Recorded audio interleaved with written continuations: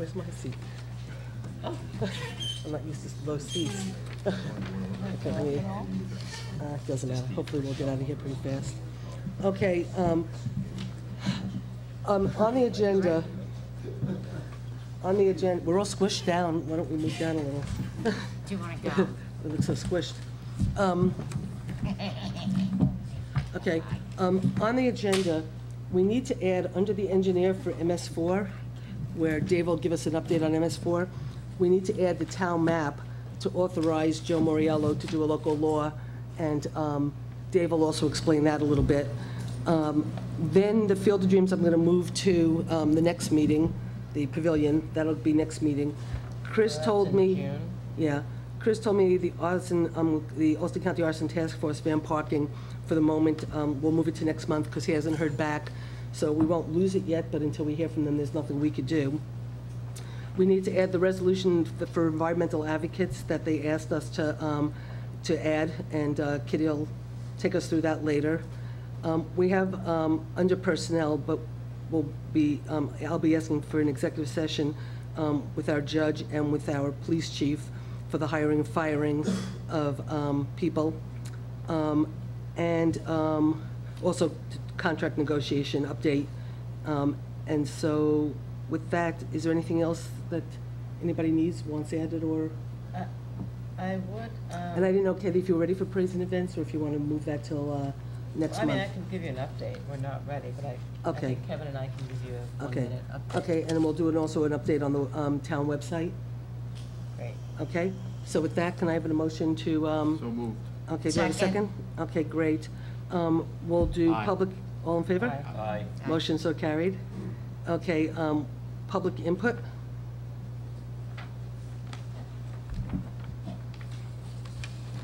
Do you have these? Yeah, I do. Steve Greenfield, Town of New Paltz. Thank you. Up until this date, going back 2 full years now, this matter of consolidation has been waged from your side of the table, primarily as a contest of words. There's been an enormous amount of time spent creating symbolic words. People in support of this effort have created symbolic logos and signs and posters that say things that don't really mean anything, that are not germane to any of the issues that are involved, what's being looked at, more importantly, what's not being looked at in terms of how this is proceeding. You know, we were all here very, very late last week, and I woke up the next day with a thought that I've been punishing myself for not having had sooner, and I think it really needs to be spoken about. It's about this matter of one community and about how we have to consolidate our governments in order to have one community.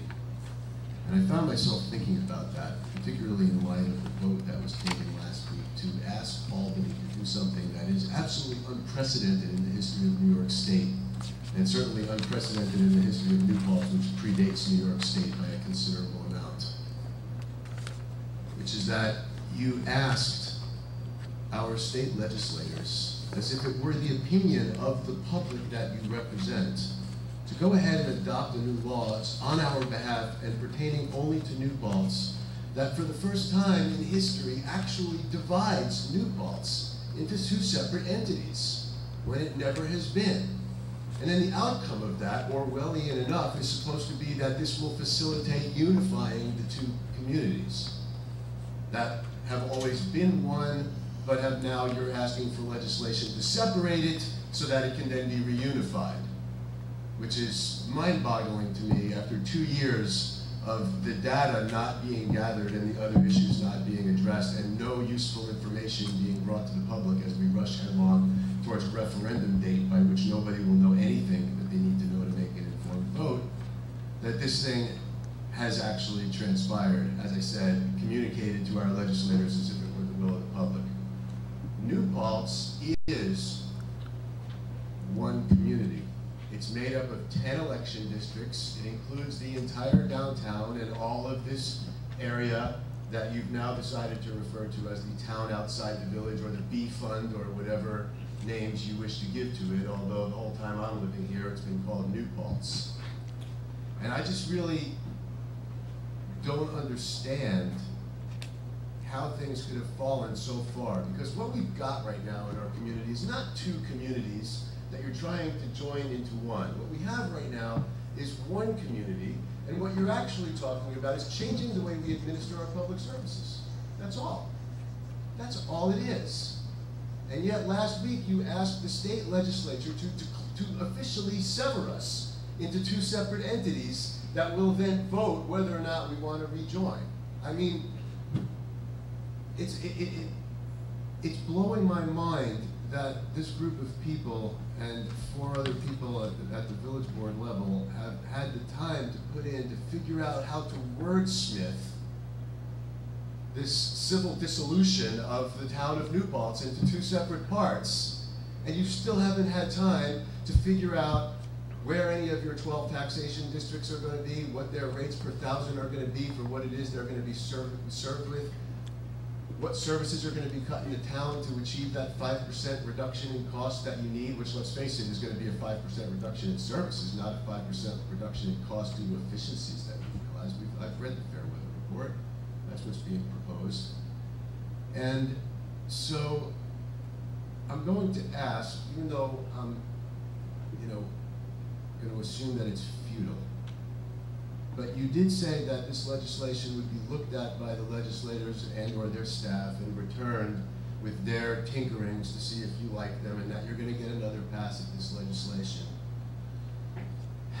And as hard as I find it to believe that that's actually the process that they're going to follow, and as hard to believe as I would find it that you might find what I'm asking you to do tonight to be something you would give serious consideration to, if this legislation comes back to you for a final reworking and passing back to them, I ask you again, take out the part that separates the one New Paltz of 10 election districts into a New Paltz that I guess is still called New Paltz, that's going to have only 3 election districts in it, and me and some other people here who live in this new entity you asked the legislature to create that's called the town outside the village.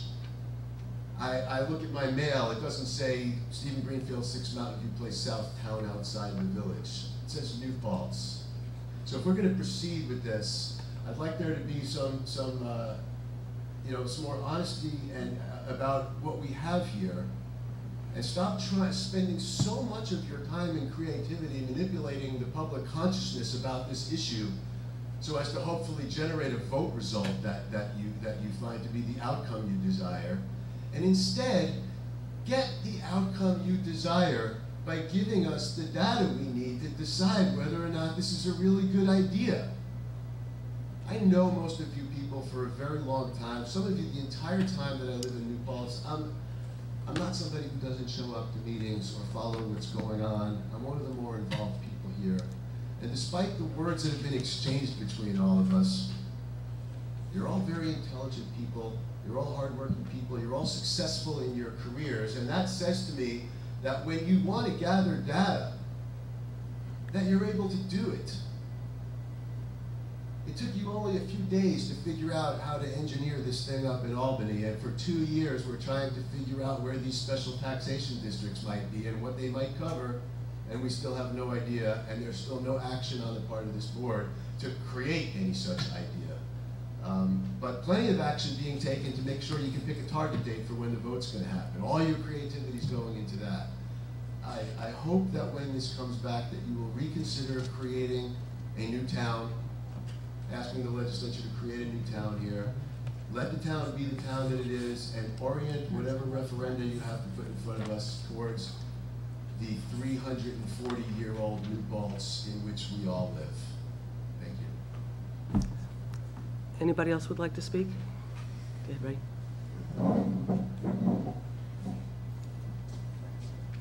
But sure. Steve, you said you were going to keep it brief. Thank you. Thank you. You did. Anyway, like to thank whoever put all the flags up on Main Street there. They look really nice. I don't know if it was you guys or the village or a joint effort, Thank but you, Chris. Chris, nice job. Looks good. Just want you to know it went noticed. Very nice. Good to see Fred and his Nice. wife back at the town board meetings again. I remember back in the fall, I wonder what happened to them, and well, here they are. So, in the article in New Paltz Times, Susan mentioned Paul Brown, and I'm actually hoping he didn't go to the other side. But you know, I think one of the points that Paul was making was the legal fees that people who are putting in applicants, they have a burden. I mean, when I did my lot line change on my own property, it was just drawing a new line on paper. There was no rock wall, no tree line. It cost me quite a bit of money. Dave Klauser was very good to me. I thank him for that. But the attorney, he took a little bit of advantage, I thought, and I think that's where Paul Brown was going with the consulting fees.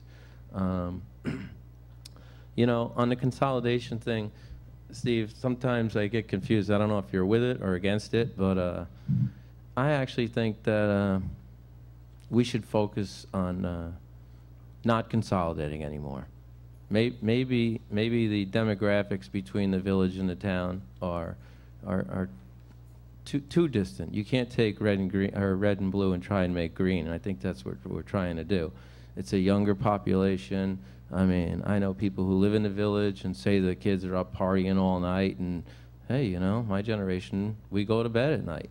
And you know, the mayor, obviously, living in the town, lost his village apartment. If he's dedicated to the village, he should buy a house. There's some deals in the town. Rather than trying to rent all the time, anchor your roots, dig deep. So I think that we should backpedal and focus more on the townies for the town, and the village will focus on the village, and we'll live happily ever after like we have in the past. As far as the fire department goes, those guys do a heck of a job down there, but you know, if the village is going to hold the fire department over our head all the time, you know, districting the town is acceptable. I think the rescue squad can house fire trucks, and they have similar training. They just need some people in there who can fight fire. Maybe they can start a fire rescue district. Or my idea in the past was to invite Tilson, Highland, Gardner, and High Falls might be a little far away, but Mountain Rest Road is in their district. So maybe we ask them what their contractual obligations would be to provide fire service for different locations in the town rather than to depend on the village. So I think that's all I have to say for today. Oh yeah, one other thing.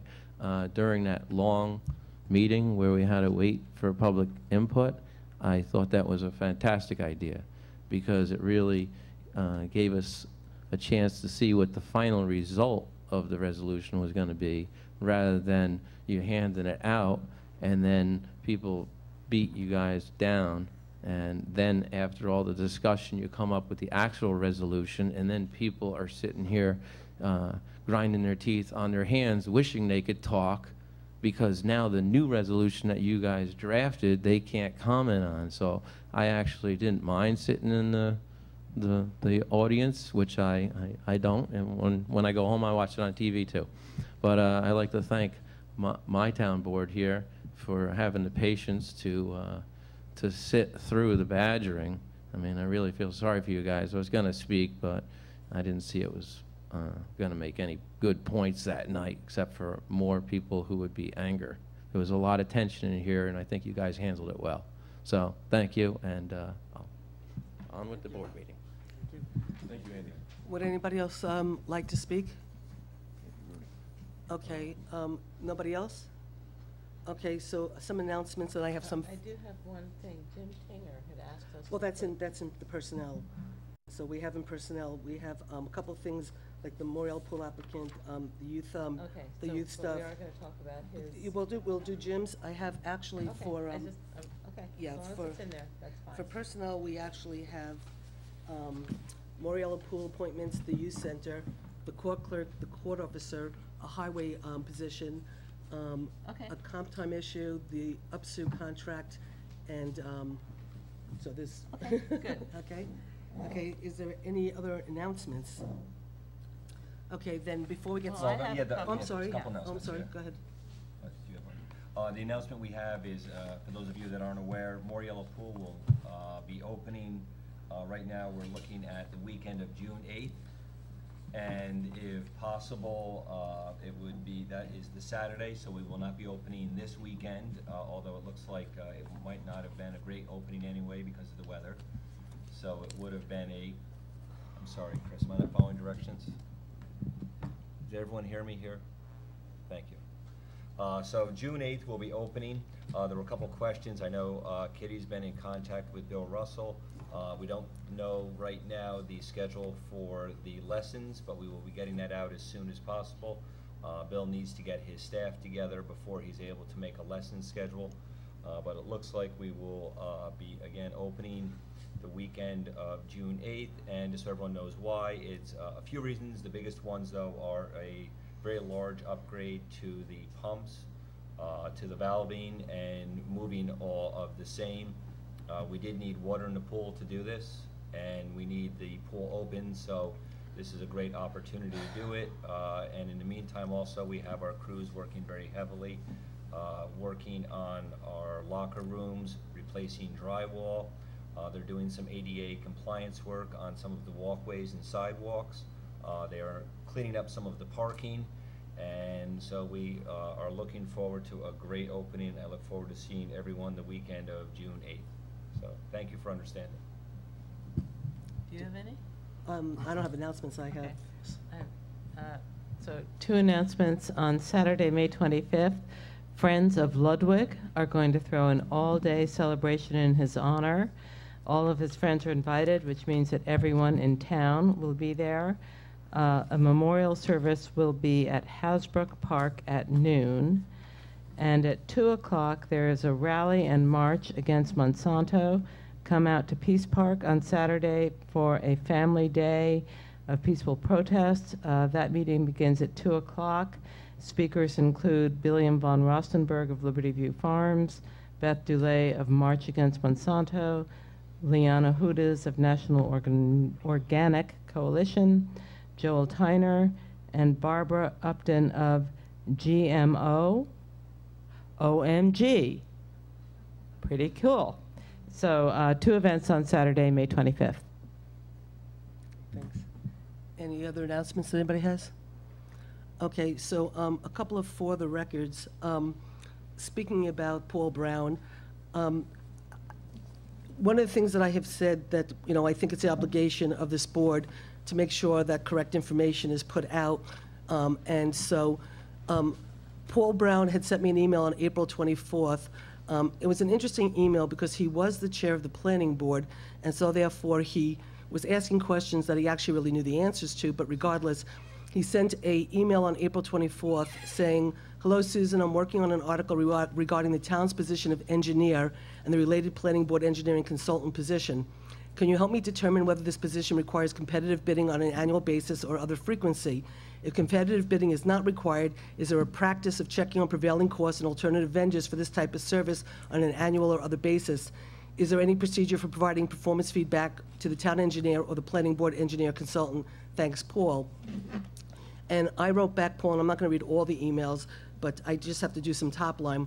So I wrote back to Paul and said, "Paul, no problem. You're asking valid questions and they deserve to be answered.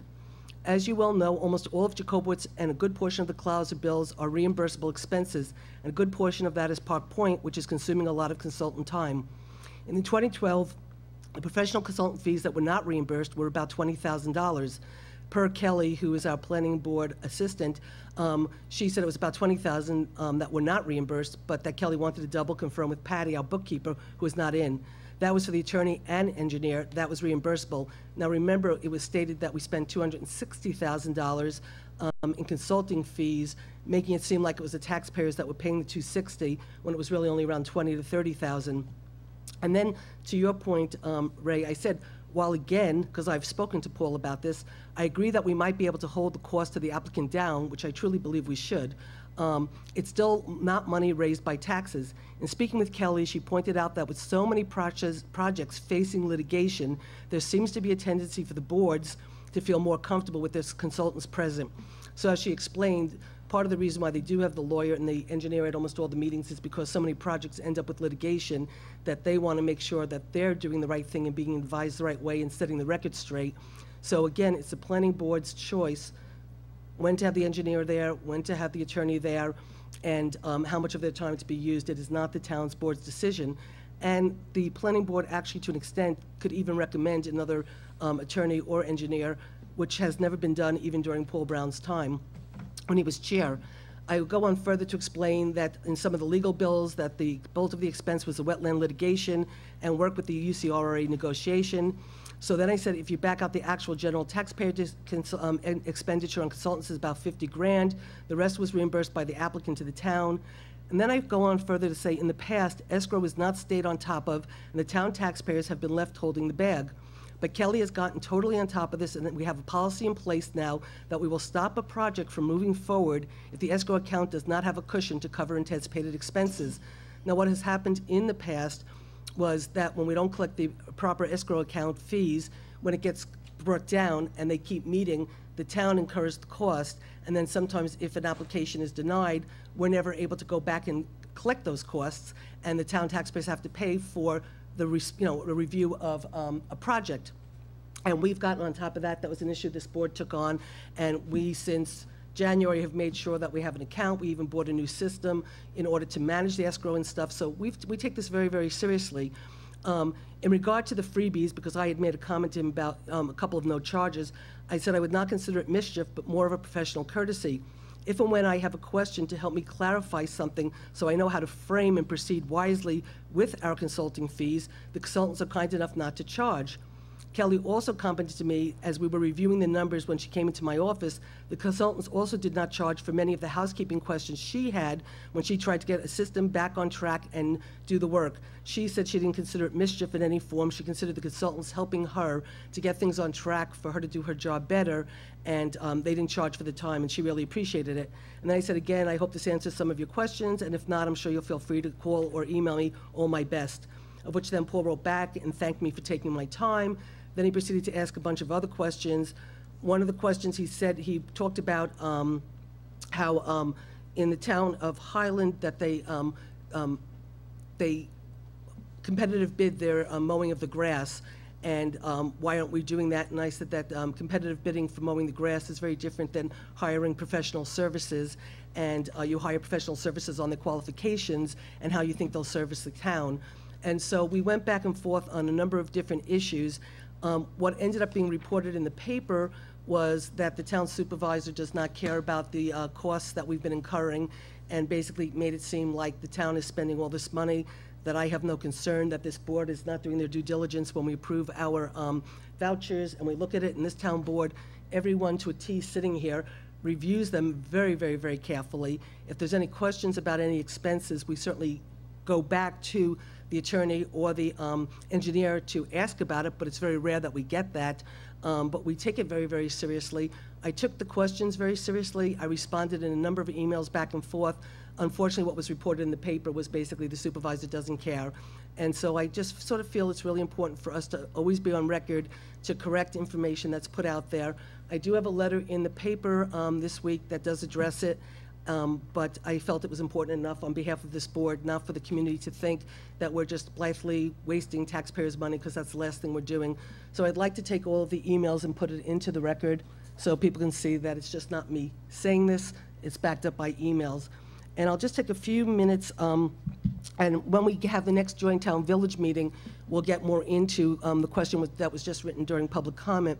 But let me just give a very quick synopsis in the sense that when the consolidation started and the efficiency study came out, or however you phrase it, I was led to believe, and I think Kitty will back that up and other people, that they were led to believe that if they should pursue a coterminous government, that the town and the town outside the village and the village would have a chance to vote.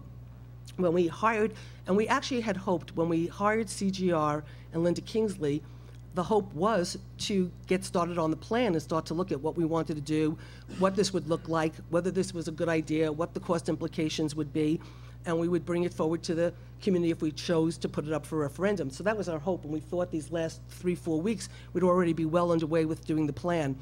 When Linda Kingsley, the attorney, said, I think you have a problem, we went up to the Department of State. And it was the Department of State that explained very fully, which Linda was the one who picked up on, right now the opportunity to possibly have one government.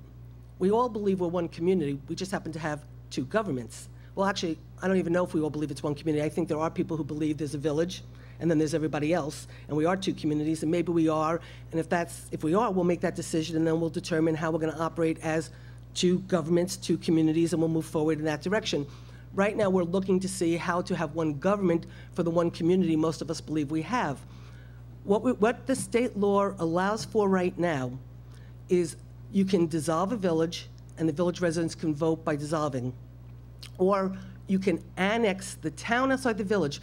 The town board didn't create this. This is from the Department of State. This is in general municipal law.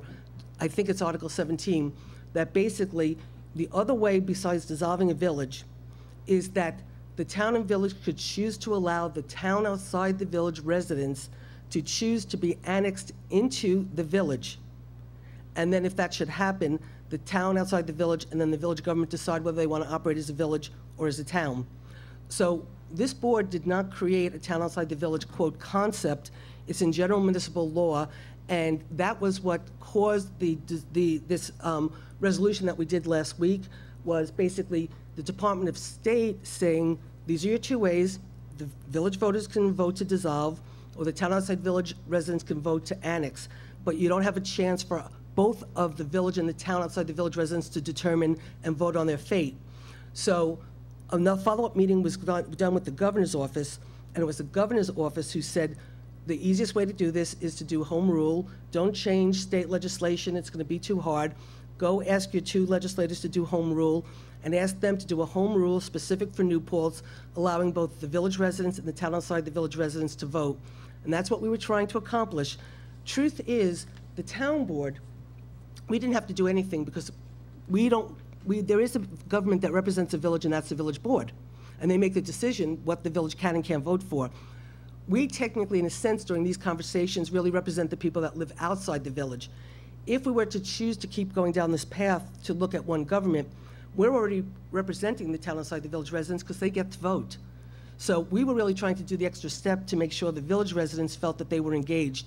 And we were asked by the governor's office to do this. That's why we ended up coming back and drafting the legislation. And there was a certain deadline we were given, which was when the legislators can do as many legislation that they want before it cut off, and that's why we had the meeting, and that's why we did it.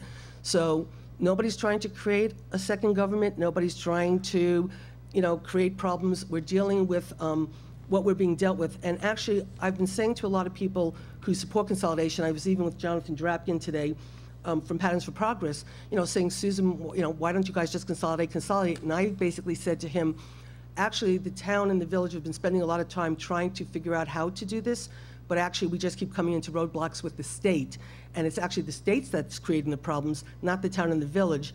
And quite frankly, what's happening is, I think a lot of us are starting to say, well, maybe we need to have two villages in one town and create more government than less, because right now it's so difficult to do this, but it's not the town, it's not the village, it's the state law that constantly seems to be creating problems for us every turn of the way. And we're not the only community going through this. The Department of State told us, I said this before, the city of Rye, it's the city of Rye, the town of Rye, and 3 villages of Rye. They're having so many problems trying to consolidate that, the Department of State said everybody's getting frustrated, and the town and Rye is now looking at maybe doing 5 villages. So again, we're not trying to do anything, we're not trying to circumvent anything, we're just hitting our head against a brick wall, trying to do what we believe is right for the community. We keep meeting brick walls all the time. Where we go, I don't know. That will be discussed as we continue. What I can say is the legislation has not been carried. Senator Bonasek did sign it and was about to put it in. Assemblyman Cahill refused to carry it and said that he wants a new sitting board to basically be the new sitting village board, when the new village board gets constituted, that he wants that village board to vote, so he refused to carry it. There has been, I got a call from Linda Kingsley last night, and the funny thing was I was with Langdon from Bonasek's office yesterday, but he found out after I had left him. And I was up there not on any of this. I was up there on hydrofracking. That's why I was in Albany yesterday. But I did talk to Langdon on hydrofracking, but we got onto this issue. And after I left, I guess he got a call from the department, from whoever vets, the legislation. And there was a little bit of a problem in terms of us wanting to do a little bit more than what's in state law. So it has to be changed, and it does have to come back to both boards with a new resolution by both boards to support the legislation if we want to move forward. So it will come back if we choose to make a meeting on June 2nd to address this legislation, and we haven't even made a decision yet amongst ourselves if we want to, but it will come back. And so right now it's not going anywhere, and it will have to come back if it does go anywhere. But again, it wasn't us who came up with this idea. It was basically the recommendation of the governor's office how to proceed to accomplish what the two boards want to, which is if we do move down this direction, that both the village and the town outside the village both get to vote as opposed to one versus the other. So that's just a clarification, as best I know it from the time I've spent and the lawyers I've talked to. So with that, we'll get into the meat and potatoes of the agenda. And I guess the first thing would be having the engineer come speak to us. Well, now that you've I'm said sorry, all that, go ahead, sure. No, just one, you said, Sure. you said an awful lot, and Sure, I could take Jeff, notes. go ahead. Could you send us out an update of all those conversations? Because I'm now The even only- more confused. the only- No, I don't want to, I No. just heard the review, I wrote some notes down, but I'm confused on where we are, so would it be possible you could share notes with the rest of the Well, board? Right, so- Notes of what you just said. okay, well, let me just stop and back, okay. In terms of most of the stuff that I said, we already got that from Linda Kingsley when she came and met with us, and I can't remember, Jeff, if you Oh, no, were here.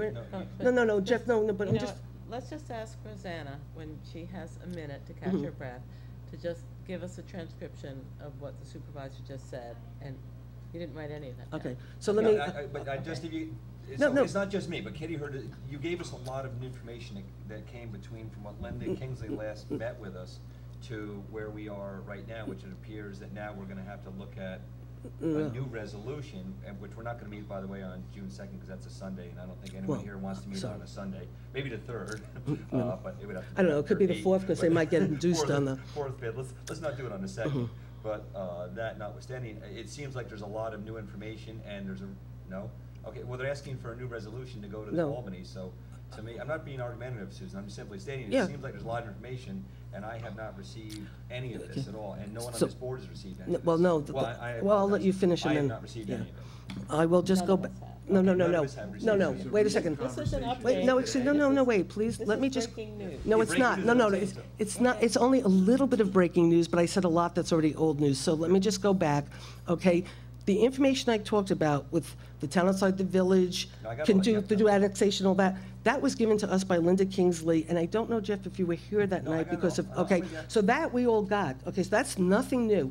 The with you. only thing that's new was the phone call I got last night, okay, and I haven't been in the office all day. The only thing I got last night was the information that there's one little piece of all the work that we did last week in one of the paragraphs. There's one little piece where we actually said that, that we would operate under village law, Article 17, except for whatever laws, whatever plans we put into the plan that supersedes state law.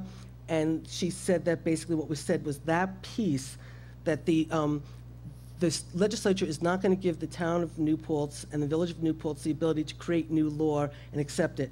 So it's just a teeny little piece. I got that information last night, and I was going to share it with everybody because we have to make a decision what to do. I only was answering tonight what was said, so. So it seems like the plan itself has to be consistent with existing laws as well. Exactly, Yeah. that's pretty That's much all. it, that's Okay. it. So there was that one little All right. piece I understand. that was, that we were going a little bit over and above, and the state said that we have to be consistent in the plan We with whatever can't law exists. legislate and And we create can't rules. create new, Okay. you know, we can't, so that's the only thing, Jeff, Because was one that of the little new piece. interesting things too, and I think we need to meet with Linda, interested in having her come down, and I know we only get so many meetings with her. Well, she's willing to come down as much as need be, Well, but go ahead. This is why you and I should become attorneys, because need be means you pay me. But No, no, no, I no, have no. problem with it. We budgeted, but I'm But- with you, yeah. But, I mean, that's part of the package. But there is legislation also pending up at the state level, which does have sponsors, and looks like it may or may not make it to the floor before the end of it, which would allow, one of our big drivers is the fire department's an issue. Mhm. Well, there's legislation right now pending for towns to have their own fire department. That could make, that could be a Yeah. deal changer, Mhm. and that could make some of this change too. Yeah. So that could give people in the village different motivations to what they want to see as the next government. So I'd kind of like to hear that too, because now Yeah. there's a couple different pending legislations which are, and anyone's, I don't know if you can agree or disagree, but there's Mhm. different legislations now. There's the new Paltz unique legislation, which works by modifying 17A and a little bit of 17, which, if you go back, the Department of State had warned us against that back about a year ago, 2 years ago. The Department of State, was it 17A they asked us not to modify? No, no, no. 17A was a special law that Right. Governor Cuomo put in, Right, but the Department and of State said 17A. not go back to look Well, at no, no. that. What it was actually wasn't the Department of State. No, actually, it was actually. The easier route was to create home rule legislation. That was No, the no, 17 no, but that wasn't. I'm just trying to clarify what Jeff is talking about, because the thing about not amending 17A came out of the meeting with the governor's office 2 weeks ago. So I'm not sure But I what think Jeff the is Department of referring State, there to. was But I'm not sure what Jeff's referring to. So But that's what I'm trying to I think if you go back and understand. look- I gotta go back and read it again. I have not read it for a few months. If you go back and look at our original study, I think that's one of the reasons why it was left out by the Fairweather study, was that no one had any interest in going back to modifying the current laws. I think, That- Jeff, that I don't know, what that you're saying is that way back then, the people that did the report, in talking with the department, assumed Yes. they'd be able to proceed that way. Right. They assumed that. That's and my- that assumption didn't prove out to be Well, actually valid, and It's- that's why we're where we are now. Well, it's Yeah. still, it is a little confusing in the sense that, from what I understand, and again, I wasn't on the board, Kitty was on the study committee, that you were told certain information about 17A, and while you were going through your process, you believed certain things, and then in the middle of the process, you were told certain things couldn't happen or whatever, and then certain decisions were made based on a change of plan or whatever, I'm not sure, but, Right, and we were probably 3/4 of the way through the process when we learned that the process that we had been studying the most closely, because becoming a city seemed to be impossible due to the resistance from probably the County of Ulster, the City of Kingston, and the State of New York, because of the sales tax revenues that we would then be entitled to. And nobody wanted to see the village dissolved, because we began to see the benefits of a village form of government. So we did not want to paint ourselves into a corner where that was no longer a viable option. And we were probably 3/4 of the way down the route that seemed to say, let's become coterminous, operating primarily as a village, when we learned that, in fact, that option would not be eligible for the Citizen Empowerment Act. And the whole process began in 2009 because of an email that all town board members received from the governor's office saying, great news, consolidate, there's $1 million a year waiting for you. And so that was the carrot, and we all went to the website, and coterminous was, at that point, one of the options. But the route to coterminous at that point did not exclude the path that we thought we were taking. So my hope is that whether or not our legislators choose to carry this legislation, whether or not we decide to amend it, get it back in the middle of June, and hope that in 5 days the legislature will pass it, I would like to start the sort of public information sessions as soon as possible. And with the board's permission, I would like to post on the town Facebook site the existing plan. this was the recommended plan that came out of the Government Efficiency Project. It may not be the final plan that we all talk about, but it will show you what we thought were our options in 2011 and what was presented to the joint town and village boards in January of 2012. And that is an existing plan. And the exciting part is we get CGR, who is probably the most respected authority on state government, to come down and help us understand which elements of that plan really work for us. And if that's not the plan that we want to adopt, then there are other options for creating more efficient government. But at this point, my hope is that we will take a good hard look at what would a coterminous government look like. And I don't care if we vote in November or 20 years from now when I go to my grandson's wedding, but I would like us to at least start getting this real expert on the whole matter to come to our town and tell us what it would look like. Okay, wait. So is that okay if we move forward, everybody? But so do Go I ahead. have everybody's Oh, yes, permission please, to sure. post it on Yeah. the town? Sure, Okay, sure. thanks. Yeah, and I just also just want to make a quick comment. I'd like to thank Councilwoman Kitty Brown for the incredibly excellent job she's doing posting on Facebook all the information the community needs to know while our website is down. And she's consistently every day sending emails to myself and Carol. Can you send me this? Can you send me that? Can I post this? Can I post that? So this woman has taken her responsibility very seriously, and every day she's asking to get information that she can post so the community can feel that they still have a place to go while we go through the agony of doing our new website. And by So the thank way- you. So you want to do, well, This is well, we were going to discuss, I wanted, one of the things is, if we can do this, because I don't want to keep Dave here, if he, okay? So we'll talk about the new website in a few minutes, but let's bring. coming soon. Well, we have a computer quick near sort of you. mock-up of the website that I want the board to take a quick look at and sort of give some input, but I'd rather not have Dave sit here while we're doing it, so. Just text me. Okay, so Dave is here to talk to us about MS4 and the responsibility of the town now that we've become a MS4 designated community. And then we'll go into the town map.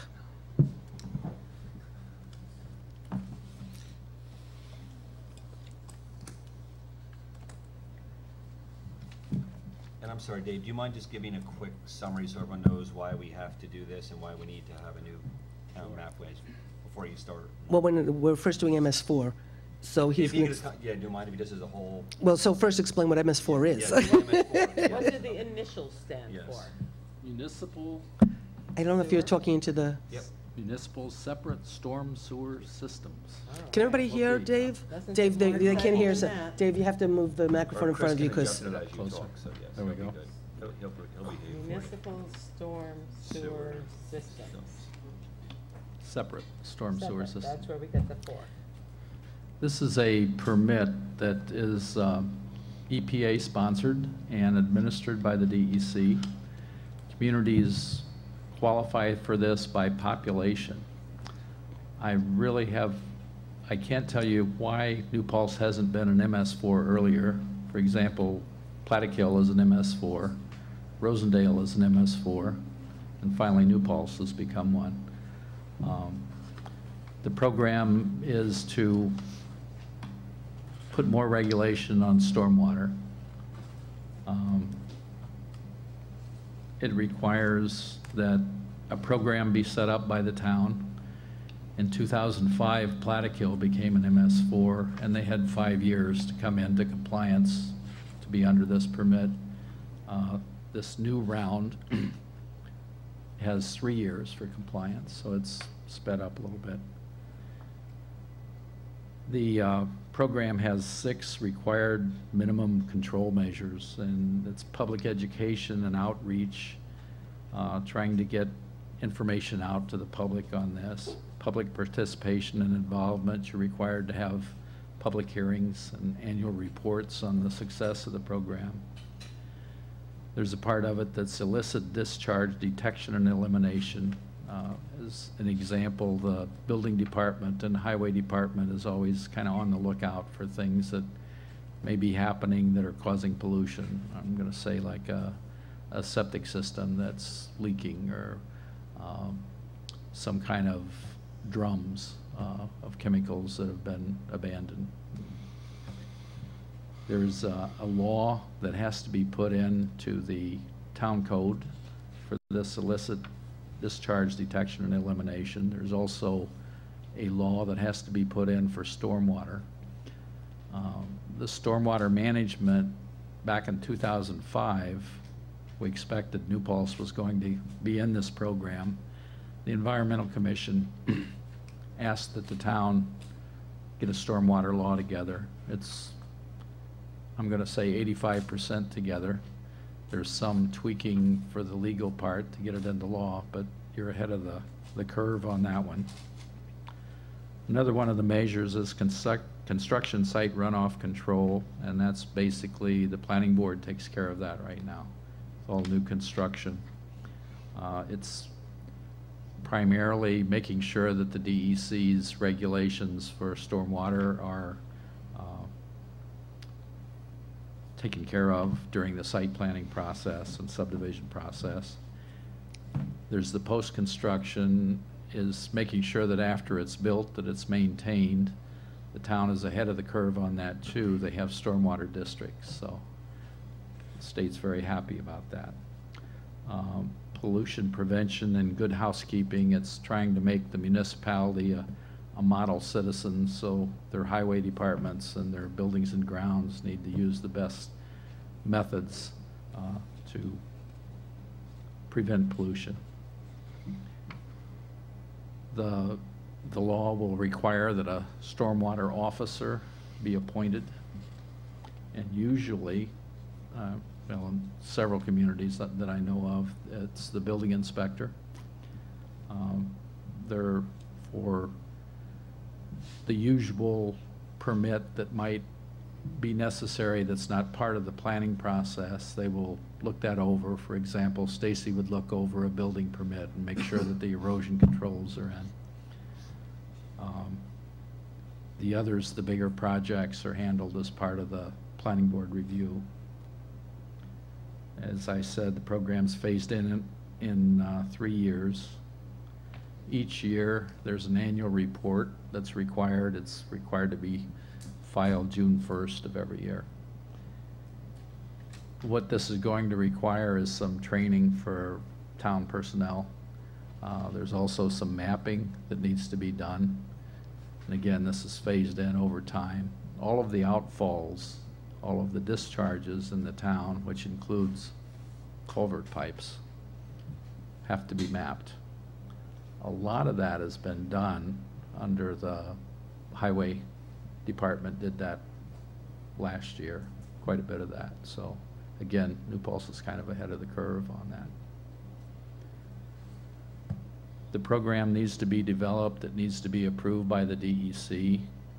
I did the program for Plattekill. It was approved. They've been going now for 7 years on that one. So I would use a lot of what I did for Plattekill for the town of New Paltz. We'd have to tailor that a little bit for the differences between the two towns, but it should be pretty simple. Any questions?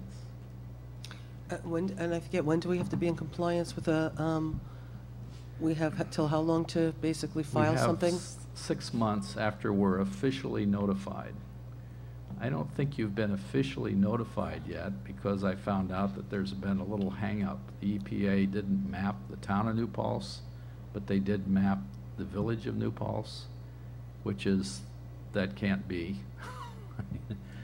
Both of them are designated, but their mapping was wrong.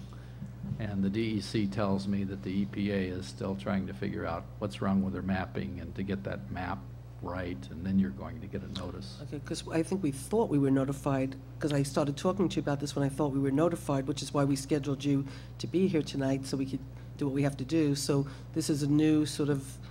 We were notified as part of the group back the first of the year. We even attended a DEC webinar on this thing, and at that time, they thought New Paltz was already in, and it's just a matter of getting the letter. Now there's still a hang-up on the mapping, so we're definitely in. I checked with the DEC again, and they said, there's no way you're out of this. It's just, When the clock starts ticking. right. I've never understood, is this a mandatory Yes, program? So we get a notification and we must comply. yes. It's an And is- unfunded mandate. So, That's exactly but there's no financial assistance that comes with the order to comply. That's up to us to provide. There are some grants that are available. They're very competitive. Okay. They're usually gobbled up by bigger communities. And what are the benefits of compliance? It's a closer look at stormwater. It's more than just the regulations that the DEC has for the rest of the state. It makes the awareness higher in the community also. It's a good education piece. Well, I guess I'll ask the question in the reverse. What happens if the community doesn't comply? You have to deal with the EPA. I wouldn't want to deal with the EPA on this. Okay, now also let me ask you, the village is going to have to be an MS4 compliant and the town's going to have to be MS4 compliant.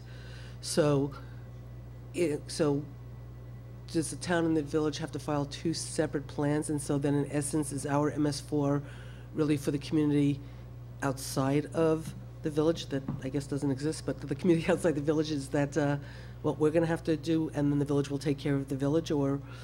Right now, there's two separate plans that have to be filed, but I would strongly encourage that both communities file the same plan, so there's no, where am I at here? I crossed this boundary, so now who do I deal with? But her question, I guess, is, the answer would be yes then, right? The answer is yes. Right now, Where there's, our plan would deal with this area that actually exists, and it's called the town outside the village. that's right, And that is the perimeter of the town that exists outside the perimeter of the village. that's right, Okay.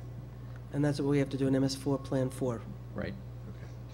So should this go on the agenda for our next joint meeting to see if we want to do this together? Is that what you're recommending? It would make things so much simpler if we both were on the same program. Okay. It would, I agree with that.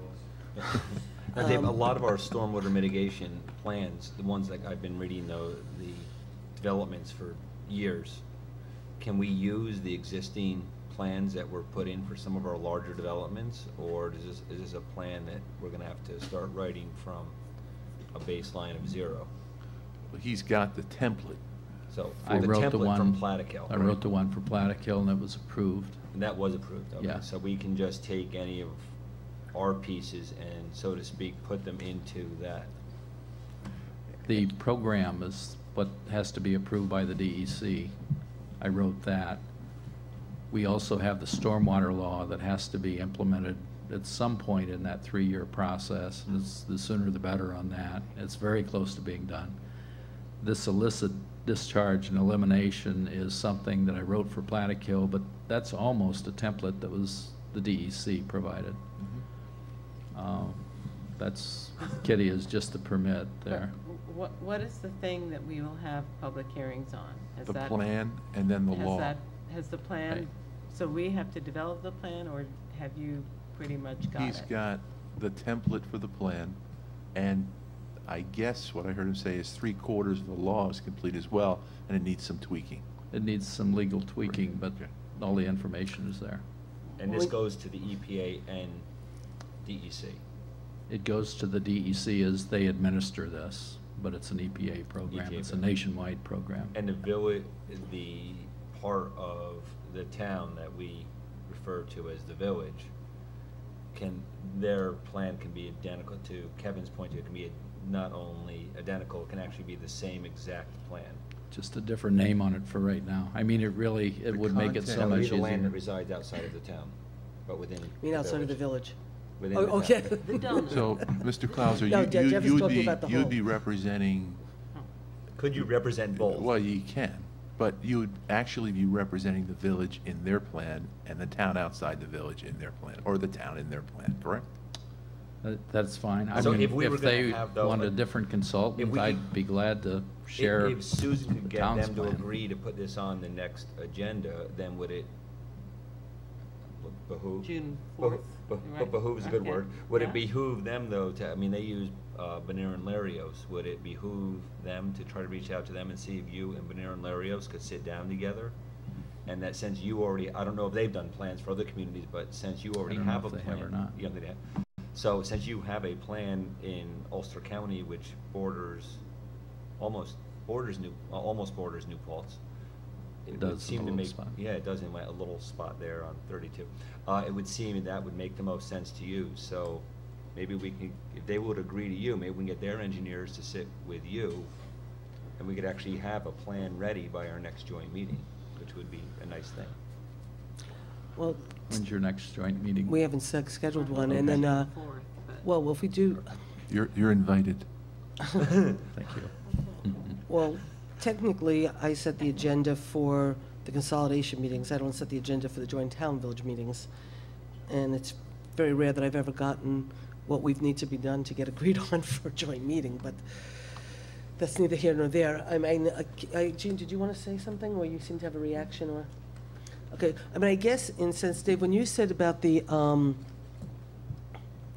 law being 3/4 done, is this a law specific for New Paltz that you were authorized to work on a while ago that's 3/4 done, or is this a law that was done for Plattekill that's 3/4 done, or? It was New Paltz. It was, the ENCC at the time was the one that sponsored or got the town to put the law together.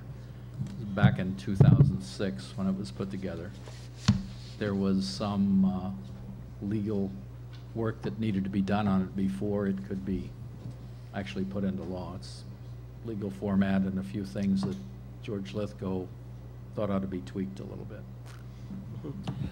So, Dave, you were here to tell us where we have to go. Do Well, we when have we to take schedule- any- do when we we- have- we don't have to take any action tonight on this, correct? No, Okay. when we actually put Dave on, when Dave and I spoke about getting him onto the agenda, at that time, we actually thought that I'd received a letter. that technically the clock was ticking Right. and that we sort of had to get going. So it was like, so we put Dave on and then we pushed him aside because of whatever. So this is sort of new news that we now still have some more time. I think because Dave has done the law for Plattekill, he is our town engineer. He's not the village engineer. He's our engineer because he's got a plan that was already done. He's got 3/4 of the law done by the ENCC. My preference would be for us to, we could either wait till we get the letter and then authorize Dave to just finish the work, or authorize Dave up to a certain amount to finish the work. And then we could certainly share the plan with the village and say, it would be great if we had a matching plan. But I don't see any reason why we need to get hung up with the joint boards talking about this when, Okay. you know, The I mean, DEC we're already thought that 3/4 there. I just The town had got the don't. letter also, and so they found out that you haven't got it yet. They expect it to be coming, but. So I would prefer we either just authorize Dave now to just, work on it, knowing that it's coming down the pike, or we just wait till we formally get notified, and then just sort of say, okay, Dave, the clock is ticking, go ahead. I So make a we'll- motion authorizing Dave to continue to work on it because we will be notified to get it up and running. And I don't see any reason to wait when we're gonna ultimately end up doing it anyway, because now we fall into the qualifications of an MS4 where we didn't before. I'm I'll gonna- second that just for discussion, and Okay. Dave, do you think it is worthwhile for us to try to apply for any of the grants that are available, or? I think it certainly makes sense to try. I don't know how big the pot is this time. There may be more money there. So It's you a new wanna- maybe group Dave could also that's been apply for added. the Okay, grants. before we do that, we can, not a problem. It's just that I think Chris raised his hand and wanted it. Chris, Chris, can you use a microphone? I just want to hear what Chris has to say before we do Gotta any make the other. sound guy use a microphone? I just got a notification about 3 days ago from the DEC about MS4. Is that the one you're talking about? That's it. Well, then my motion stands. So is Okay. my second. Okay, so you got, Karma. I know these things. okay, so you got a letter that basically. So we've been served. Yeah. Notified. It looked like the official number. See. Oh, sorry. It There's the was lawyer at the open, table. and it was stuffed in my mailbox, so I figured, all right, just, here's another piece of paper. Someone threw it there to DEC. I opened up about 5 pages long, and it's scary. Should have been addressed to Susan, to the town supervisor. No, it was just DEC, Wow, Counter Impulse. okay. Okay, so, Could, so then could you let Dave see it so that he can verify? So if you can bring Wait a it, couple of years. so if you could actually. We only have 3. And so, I hope everybody understands and appreciates why it's so wonderful to have our highway superintendent at all of our meetings. But so, Chris, if you could bring tomorrow in, or, Monday, in the letter, we can make copies. I can get it to all the board members, we can get it to Dave. And so, since it seems like we've officially been served, I'm not sure it's Notified. official. Those Notified. it's DEC dealing with MS4. okay, I'm just assuming that might be. okay, So let's go ahead and start. okay, so, But, Gene, do you accept that, that we'd also like to authorize Dave to also investigate any grants that may be available to help us pay for this? Sure. For discussion. I'll discuss it. so we're discussing. Can we just- We're Okay. discussing, I second. So, Can we have 2 separate- do we- Let's have 2 I- separate motions. Does Dave write our grants? Or do we Yes, have someone I would who? like to ask Dave to write He that. has. Oh, he has? I feel it's, I know how busy you are. I feel that this MS4, I'm not saying you're not good at it, I'm just saying the MS4 is a really big chunk. I know how busy you are in your regular business, that I would think that maybe somebody else could do it. On the other hand, I do have to admit that you're the one with all the inside knowledge. So you would be the best candidate in terms of the narrative. Am I wrong? Nope, you're not wrong there. Do I understand Jeff's motion to be to investigate? Jeff- Investigate, I like that word, Kevin. That's right. Well, investigate, well, right, Jeff- Is that Jeff- what you Jeff said? I said- said apply, but I could use the word investigate. Well, no, Take the better side about it, absolutely. And let's see if it's there, and then we'll figure out what we'll. Right, see what's available. See what's available first. Okay, so the motion has been amended and seconded, I think, for Dave to start working on completing the plan and the law, and to investigate any opportunity for us to potentially get grant money to fund the work. That's right. Okay, so that's the motion. So amended, We've yeah. just, so amended. As amended. All in favor of the Aye. motion Aye. as amended? Aye. Okay, motion so carried. Thank you, Dave. Thanks. I'll check with the village also. They may have been notified before. I mean, they, Okay. Well, do you want to Should've read been the like letter in tomorrow March. first? Sounds like you should ask Lou. maybe Okay, for. so let's move on to the town map. If you remember correctly, we had authorized sending the town map over to the planning board, which by law, the planning board had to review, make a recommendation, and come back to us. During the process, the planning board chair, George Lithgow, realized that there was a caveat that there's state law that gets in the way, and so we have to do a local home rule law, and he suggested that Joe Moriello be the one to pick it up. He gave him all the information and said, but that Joe should be the one to draft it, since he's our town attorney and deals with the local laws. And so, but what I'd like is for Dave to explain to the board, if they want the understanding of what the glitch is, or if you want to just authorize Joe Moriello to just start drafting the local law. 280A of town law says that if it's shown, if a road is shown on a town map, that the building department can issue a building permit. But the third department of the appellate division kind of messed that up. They said that 15 feet had to be deeded to a public road. So if we showed just a private easement or right-of-way on a town map, that wouldn't quite cut it, as far as George Lithgow believes. And so he thought the way around that was to get a local law that kind of claimed home rule, and because of the particular circumstances where the town map was filed after these private easements were created, that it was fair to be able to issue a building permit for those particular properties, as long as Stacy was certain that there was safe and adequate access on to those properties. And it also, if any of those properties had to be subdivided, they would still need to get a variance to be able to do that, so it doesn't open up big properties to subdivision. It kind of takes those parcels that were created with these easements and allows them to be able to get a building permit. How many roads are we talking? Two. We've got two that we know of. Stacy is investigating some more, but there's Rose Lane, I believe, that has 4 properties on an easement, on a private easement. There's Antonio Lane that has 2 properties on a private easement that gains access to a public road through that private easement. Poppy's Lane must be Okay, Jeff, can That's you an use the open microphone? development area. That's another way of going about this. You can do an open development area and not have to go Is there through the local a law way we can- I process. just need you Oh, I'm to sorry. No, use your I'll share. microphones, that's I all. apologize. No, that's okay, I just want you guys to All right, use it. I'm gonna go That's for all. stereo here. Yeah. Use one, or you Nope, make Chris go George's. crazy. Is there a way we can solve this problem without having to have a new local law and public hearings? There's an open development area where the town board authorizes access. That also takes public hearings. Is that a local law, though? Is that No, published? that's- Because that that's- seems to be working on a couple, there's a few roads that are open. I didn't realize Boppy's was one of them, and there's several other, I believe. The Dodd property in Bobby's Lane was process So- 15 years ago. Yes. But if we're already using that, did you already hold that with public hearings years ago?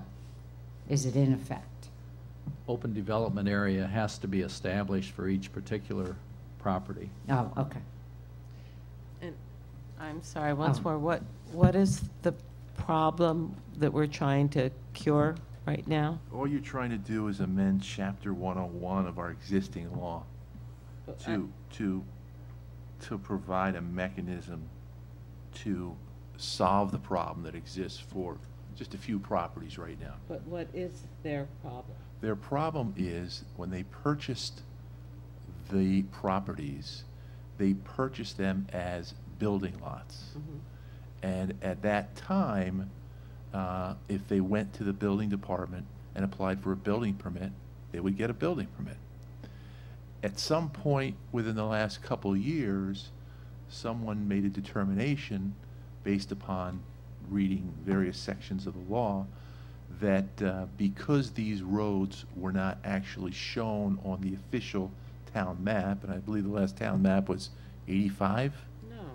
What was No, we it? The adopted official one map? A few years ago. I think it was 2006 Okay. or something. So in because that. they weren't shown on the official map, our assessor's office sent them notification that, for example, on one property, that the taxable value of the property went from $150,000 down to $3,000.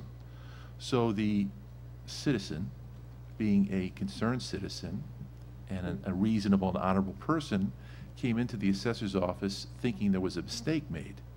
And the assessor said, no, we've taken away from you the right to build on your land. It's not a buildable lot anymore, so we're going to assess the value at near zero. So that's what happened. So Oh. what Stacy's trying to do is to simply remedy some very bad practices that existed in the past, where there are several people on Rose Lane that have gotten building permits and built houses, and there are other property owners up there now that still have vacant properties that haven't sought a building permit, and so they're being excluded from the ability to build on their property, even though they all along thought they could. So, I'm confused, so I need to, yep, so, where the property value went from 150 to 3,000, was that because there was no access means? no, And it then- was simply as a result of an administrative determination made here in the town, that because that particular road wasn't shown on the official map. That's it. That's it. That you could not technically issue a Okay. building permit. Katie, that's up law. Okay, and then, so Rose Lane wasn't shown, so the people who have built, it's okay, but the people who haven't cannot. They cannot now. Okay, But only, Just that's the a private different map. road. That's not an official town map. That's not the official map. okay. There's a So- section of Rose Lane that's on there, and that's the private road portion of it. This is a private easement that continues going. on. I mean, right. for, not to make a bad pun, but Rose Lane has been nothing but a thorn in our side with developments up there. So are we better to go with the open development area in there? So, because like that one landowner, I believe owns a couple, the one landowner owns, I believe, 2, that maybe even be 3 lots. House was built on the wrong side of the road. There's been nothing but interesting issues with that one property owner. So we're not making separate lots up there. We better just to make that an open development area, and then they can just come to us. It's simpler just to do it this way if you read this procedure. We're doing a local law, though. Can we avoid doing a local law? They're Make an saying open that- development area and let anyone develop. But let your them develop local there. law is simply amending the text of the existing chapter 101, which, and there's some language he proposes here. It just says, existing private roads and private rights-of-way as defined herein may be shown on the official map, and that the building inspector may issue building permits and certificates of occupancy for private roads and private rights-of-way shown on the official map, providing that the building inspector determines safe and suitable access to the structures exist for emergency services. That's it. But in that, you're contrary to New York State town law, so we have to be aware that this is kind of a home rule determination, and because of these circumstances, we're doing this. Open development areas, you need to have the plan. You can't just do the open development area for a big area without knowing what's going to be built there, and you also can impose conditions on it, and it goes back to the planning board. They can also put conditions on it, so there's a little more control over that. Well, I But mean, I don't know we if that's understand well, what I don't know we're if that's a bad thing, though, and Right. particularly now, because New Paltz is no longer in a place where there is a lot of, and I'm not saying this lightly, but where there's a lot of easily developable land. I agree with that. Okay, so a lot of the land we are developing now is land that does have challenges to develop. If we go with just amending the law, you apply for a building permit, you develop the land. If we go with open development area, we then get, and I'll use Rose Lane as an example. Rose Lane sits in the view shed from many of the access roads, looking directly up at the Mohawk Mountain, looking out the cliffs, looking off of Butterville. So it would seem to me maybe we'd be better off under open development area, because then you would have a longer review process. I And we apologize, know not a what- longer we know review what it's gonna process, look like. but a review process that would include the sitting town board to be able to say, this is what it's going to look like, this is the impact it's going to have. Whereas if we allow them to be building lots, it has one shot of review that's going to go just through the planning board. But see, they're already building lots, and they're not subdividable, correct? You'd have to get a variance. These are You'd have to get a existing variance. lots. Right. But they're not, because they're only appraised at $3,000. No, they're existing lots, and it's the town of New Paltz that is gonna ultimately take responsibility for not having uniform enforcement of their own rules and regulations. So what you don't wanna do is disadvantage a small group of people that should have the opportunity to be able to build on property they bought where they were assured they'd be able to get a building permit. And then all of a sudden, somebody, for a technical reason, changed the rules. So what we're trying to do is help a small group of people here who've invested their money in property which they probably want to build on in the future, but they're now told they cannot. And so I feel bad for those people. And we're not talking about many lots. How many, Doesn't seem to be. how many lots are we talking about on Rose Lane? There's 4, I believe. 4. Right. And how about on the other street? Antonio, I believe, has 2. Okay, so we're talking about 6 people that we're trying to help solve a problem. That's it, right? Okay. There may be, I mean, Stacy is still reviewing some of the other private easements to see how they were put together and when they were put together. There may be more, but Stacy hasn't found any more at this point. Okay. That's part of her backlog. And Kevin, it's not that I'm not sensitive at all to these 6 property owners at all. That is not my point at all. The point being is that these are pieces of property that are in very sensitive areas. These are, I will take Rose Lane, for example. There are lots there. One of them, in fact, that is a lot I know of, was cleared without any approvals. In fact, it's very possible that when that lot was cleared, it was in violation of our slopes. It was in violation of many of our of our current laws. Why weren't they enforced then?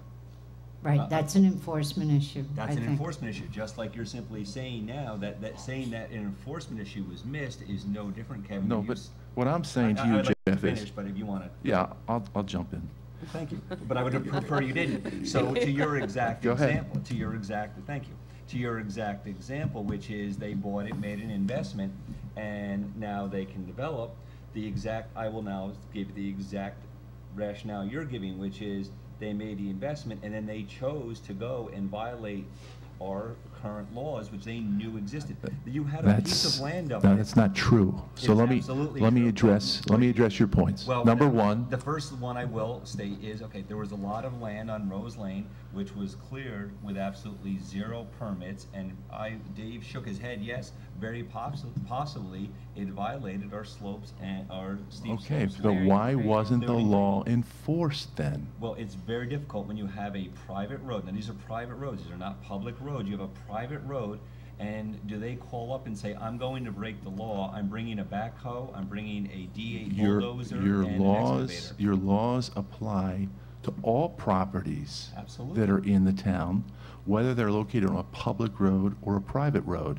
My point is, your first point was, these properties are in a sensitive area. I just simply give an example Okay, of the but ones on Rose Lane. my concern is more for those people who have been sorely disadvantaged because the town of New Paltz screwed up. These people all bought lots up there. It's not like you can subdivide the 20-acre parcels that are up there without getting a variance, which isn't easy. My point, though, is you're talking about a few group of people that have a serious hardship right now because the town of New Paltz allowed everybody else up there to build, thinking you could build. And it just so happened that somebody read a provision in the building and zoning law that said you can only issue a building permit for a lot that is on a road on the official map. And so all we're doing is correcting a mistake that was made back maybe 5, 6, 7, 8 years ago when that map was done. Because these lots existed then, Yes. and it probably should have been placed on the official map then. But things fall through the cracks. So the last thing I want to do is to hurt people, especially now. Well, again, to your point though, Kevin, is, and I do understand completely what you're saying, but going up there and they knowingly and willingly went up and broke the law by clearing the land, which they knew they should not have. There was a house built completely off of the site that it was supposed to be. So would you like us to go up now and remedy that and then? No, and- Jeff, I'm not saying that. Anybody. Well, you are. You just No, simply said no, that. what I'm Well, saying you're asking is. us to remedy right now. No, It's our I'm fault. So asking you the onus is to completely remedy. on the community to, it is our fault, but the people that bought the property or did improper things to that property, they can just go, because you know what, it was our bad for not All these enforcing it. people aren't bad people. I didn't say anyone were bad. And I some said of the them land haven't things done were- what you said. I didn't say- Whoever cleared their lot in violation of our local law should have had an enforcement action brought against them. But because one person may have done that, and because the town of New Paltz chose not to enforce it, doesn't mean we have to penalize these other people. I'm not looking to penalize, I'm looking to use something we have called an open development So, area. if it's okay, Second that. okay, well, we have a. I'm for open development area. Well, Dave, I think, wanted to say something, and I thought you seemed to want to say something while Jeff was talking and Kevin was talking. Am I wrong? Because we were talking the same time. I was wrong. listening. Okay. So, yeah. Okay, well, as somebody who's gone through open development, I'm not looking to go through another open development. It was a very, very painful process, and it was many meetings, and it was a lot of lawyers' money, and it was not pleasant by any means whatsoever. And so my feeling would be to just do a local law, take care of the problem, move forward, and just make sure all our laws are followed in the future, and keep doing what we're doing, which is staying on top of everything and making sure we don't have these problems in the future. I said to Dave today when I was doing my little due diligence to understand it, I said that I get the feeling that we seem to be doing a lot of things to clean up a lot of mistakes that were made in the past, and so we're spending time, energy, and money correcting many problems that seem to be able to happen in this community, which might speak to why we might need a town manager or something, so you have somebody who's here the whole time managing, and it's not dependent on what boards and supervisor you have. But we are going back and correcting a lot of mistakes, and it seems to me, at least from the best I understand it, that the easiest and cleanest way would to be able to do the local law, get it written, get it done, correct the, inequity in the law, hold the hearing, and finish, because honestly, an open development is a very, very cumbersome process, and I'm not looking to go through that again. And just to comment That's on just- that, I could take you to 3 homes that were done under open development. They had virtually 0 problems. The homes, the selection of the sites, Dave was present for them, Lockers Lane. The selection for them was done with very little issue. There were even comments on how they would look, the colors of them. The homeowners were all very amenable to all of it because they were looking to have them match into the environment they're in, have no impact. Thousands and thousands of people go by those homes on the rail trail and never even know those homes are there. And it worked out best for the homeowners because they are not impacted by the couple thousand visitors going, actually it's probably, in the area they're in, it's one of the heaviest used areas of the rail trail. And you do not even realize the homes are there, and the homeowners are never impacted by the rail trail. So I do understand what you're saying. I do also disagree that there were mistakes made in the past. What we're facing now is what any community that is going from what we have been, which is a very rural to urban, or a rural area, and as Dave had agreed with us 10 minutes ago, which is the number of lots that are available to develop that are easy to develop are long gone. We're now into areas that are very challenging to develop.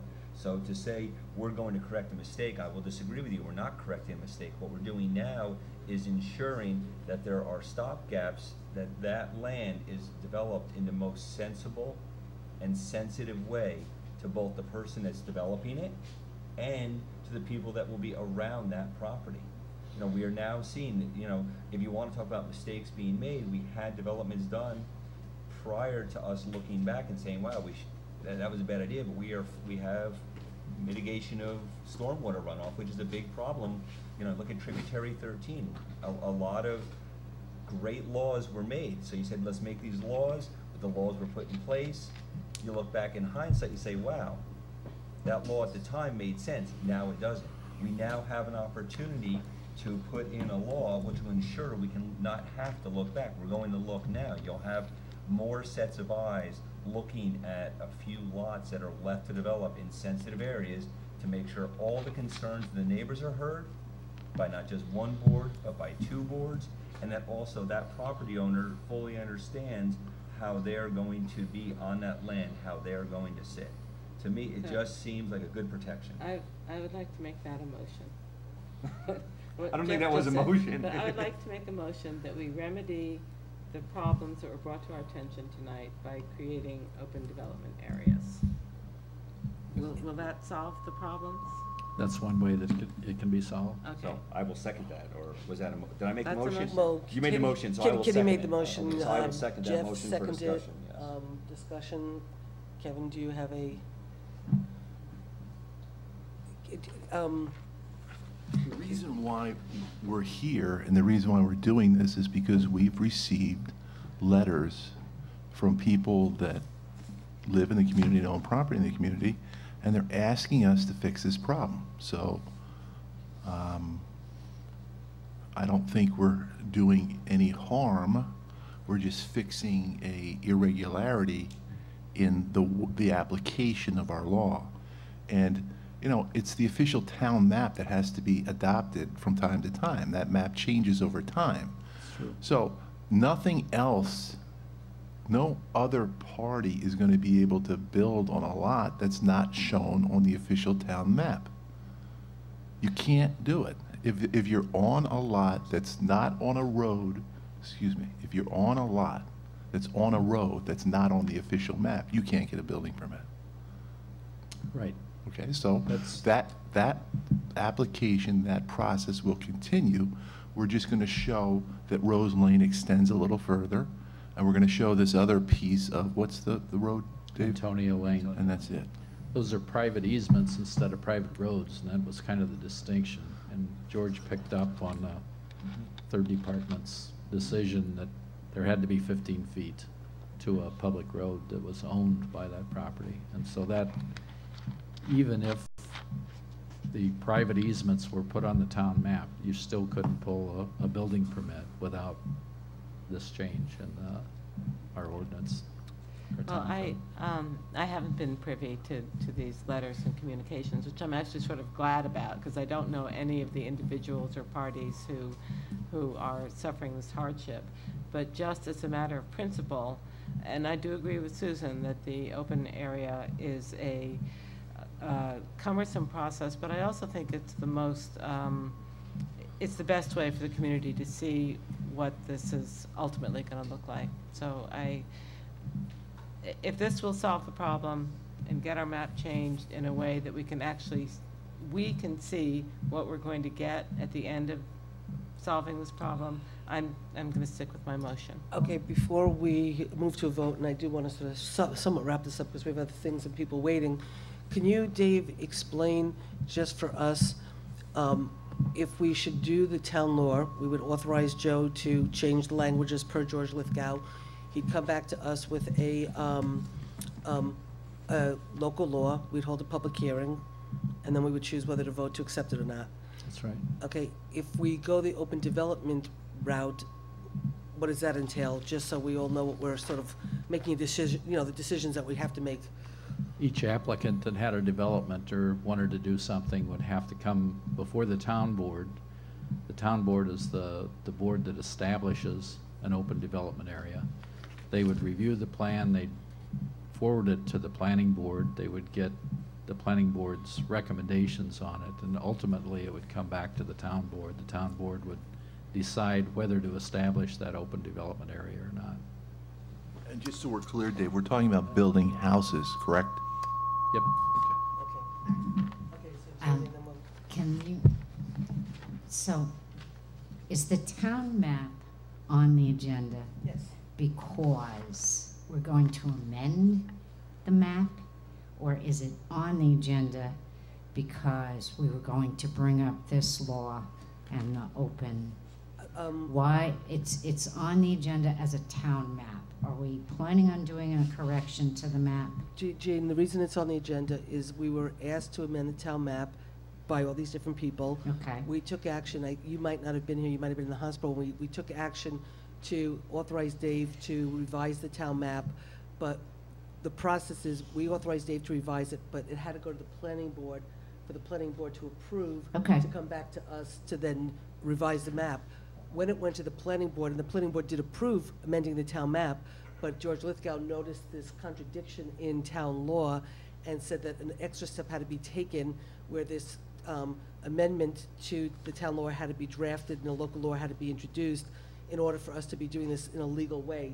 So that's why it's on the agenda tonight, was it was coming back to us anyway, but now it came back to us with us having to authorize Joe for the Okay. purposes of doing this. And So- this other idea, I had no idea about until Jeff brought it up. Okay, so in amending the town map, would we be adding the private easements? Yes. Okay, so in amending the town map, we would be adding the private easements onto it, which would enable them to build. But until that, go ahead. But they couldn't build until the code was amended to kind of supersede New York State town law for Right. access. Okay. Now, that code would So- include the open development area, or we could just change the map and just do an open development area? You wouldn't have to change the map if you were going to deal with these with an open development area. Okay, so we can not change the map then, Gene, and just deal with each one of these. Each applicant can come before us of which there's only 6 properties here, and I don't know how many of them are interested in developing. I don't know if all 6 are interested. Do you even know of any? I don't- Okay, And I don't even know if but- any are interested in developing. Then that turns it into, you know, we have if you're gonna build, let's forget that these parcels are private easements and have complications. But if you were gonna build a new Paltz on an empty lot, you would have to go to the planning board, correct? If you're gonna build a house, you have to go to the planning board with your site plan. No, you have to go to the building department. Okay, all right, so if Stacy had any problem with it, what would she do with it? She'd deny the building permit, which she had to do on these the way they are now. Okay, and would they have any recourse? They could go for a open development area, or they could try to get a variance. Okay, so then they would go to the zoning board to try to apply for a variance if the building inspector denied them. But. It'd be a very difficult variance. Do you know what, I understand planning and zoning. Just the land right in front of the bridge. Yeah, I can wait. Okay, Okay. good. So, That's the line. the reason I was asking was because I wanted to know if either planning or zoning boards, which we, as the town board, appoint those members. And I feel that we must have faith in them because we appoint them. We appoint them to conduct these meetings. They have to do their trainings every year. They have to have a certain number of hours. And I do have faith in them. Otherwise, why do we agree to appoint them? These building lots don't go before the planning board.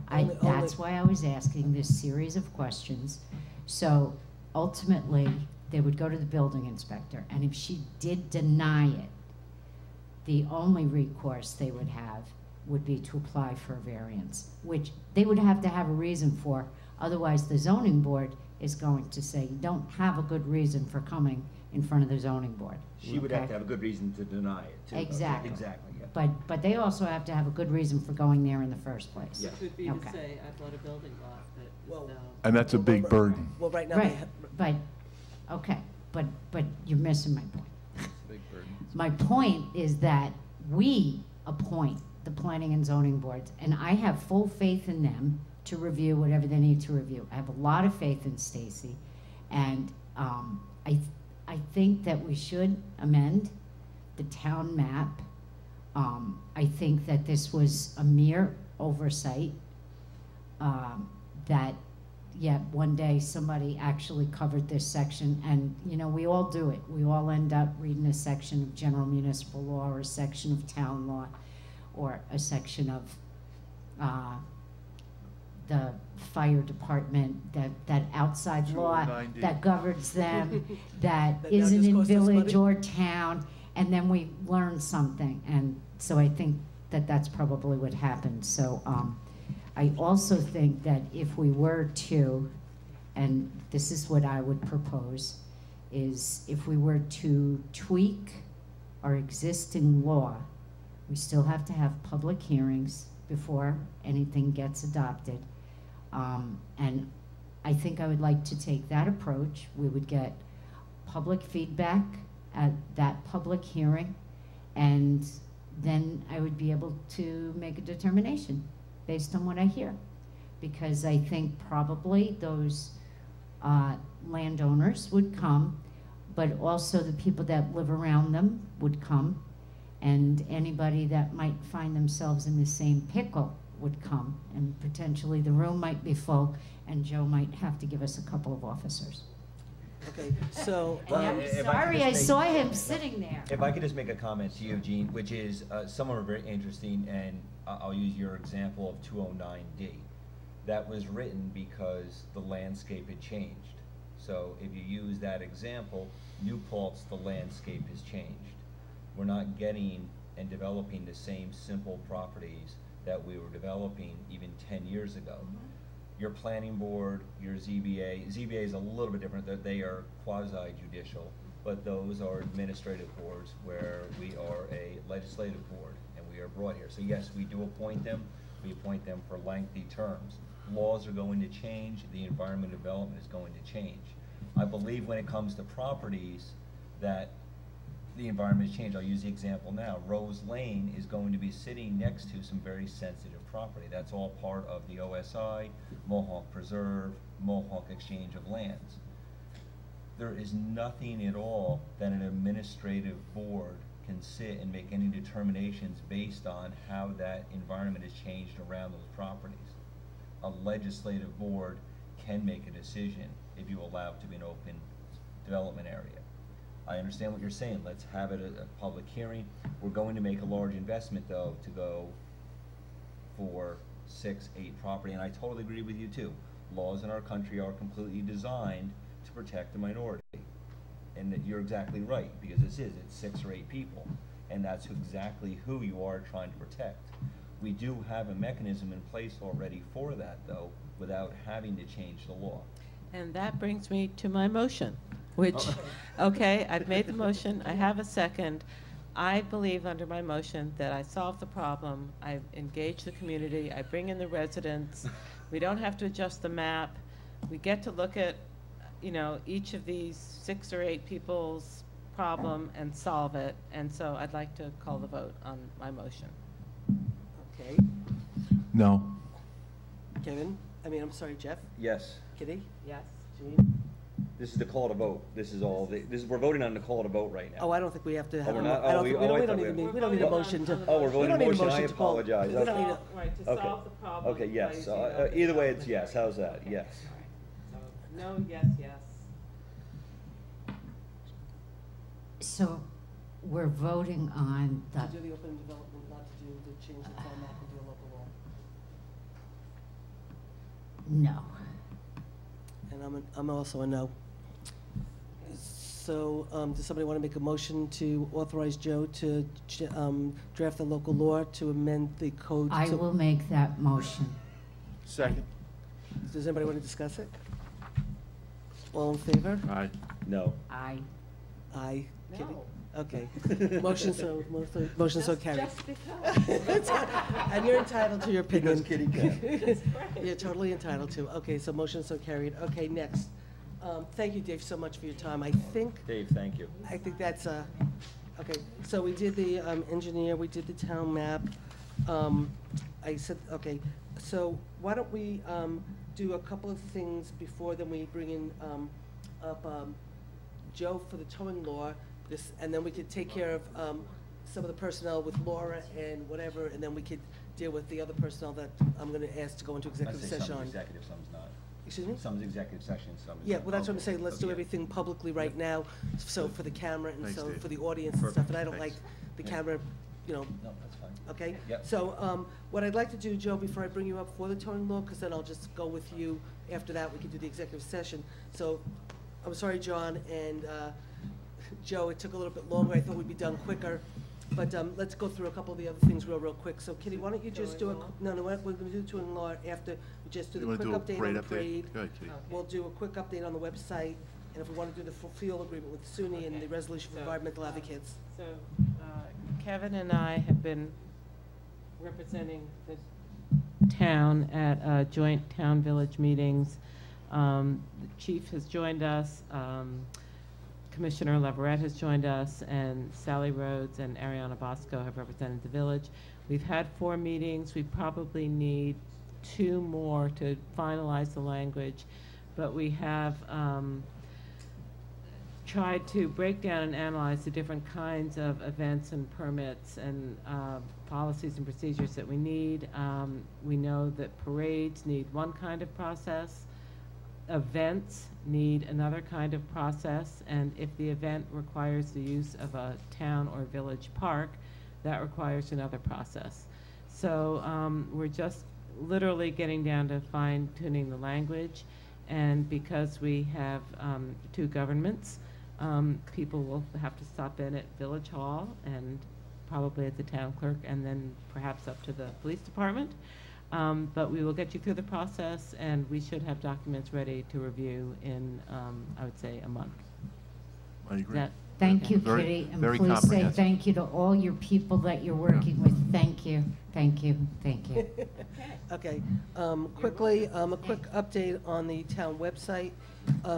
Did everybody get a Yep. copy? Yeah. She was quick. Well, if you let me, we will be. Yeah, Okay. This is a quick look at the town website. This is just a mock-up. Rosanna and Carol have been working on it. The pictures right now, we're just there for the time being as tentative, because they have to be panoramic, and it's a little bit hard to get the panoramic pictures. We called Michael Gold to ask if he would donate some pictures, and he said yes, but he was out of town, so hopefully tomorrow when he gets back, he can give us some pictures that meet the criteria of how they have to be, you know, the DPI and the JPEG and the this and the that. But so you might just want to look at, you know, so what we need to sort of do for the moment is, do we like the color? Do we like the layout? I was talking to Carol about the thing on the top where it says residence, and I don't quite know what that really.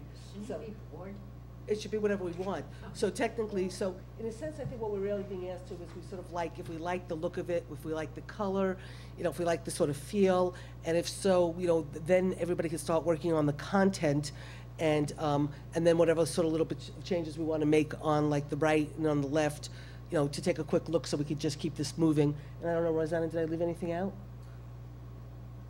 No? Okay. So, I mean, we might want to change residence because I don't know what that means.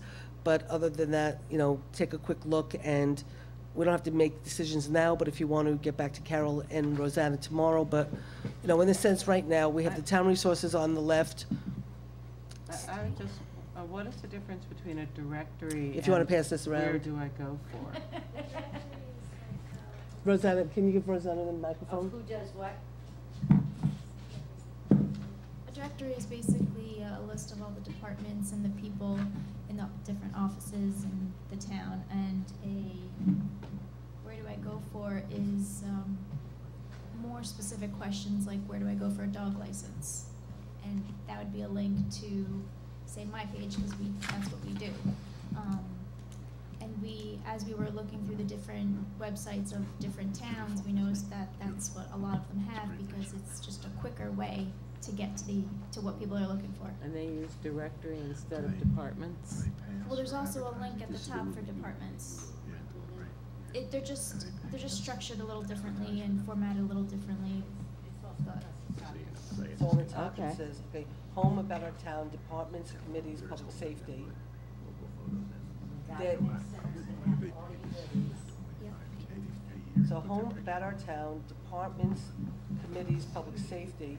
Okay, I just think that the drop-down thing on the right is so much more prominent than the thing on the top. Yes. If So there's a way actually- to make the thing on the top just to stand out.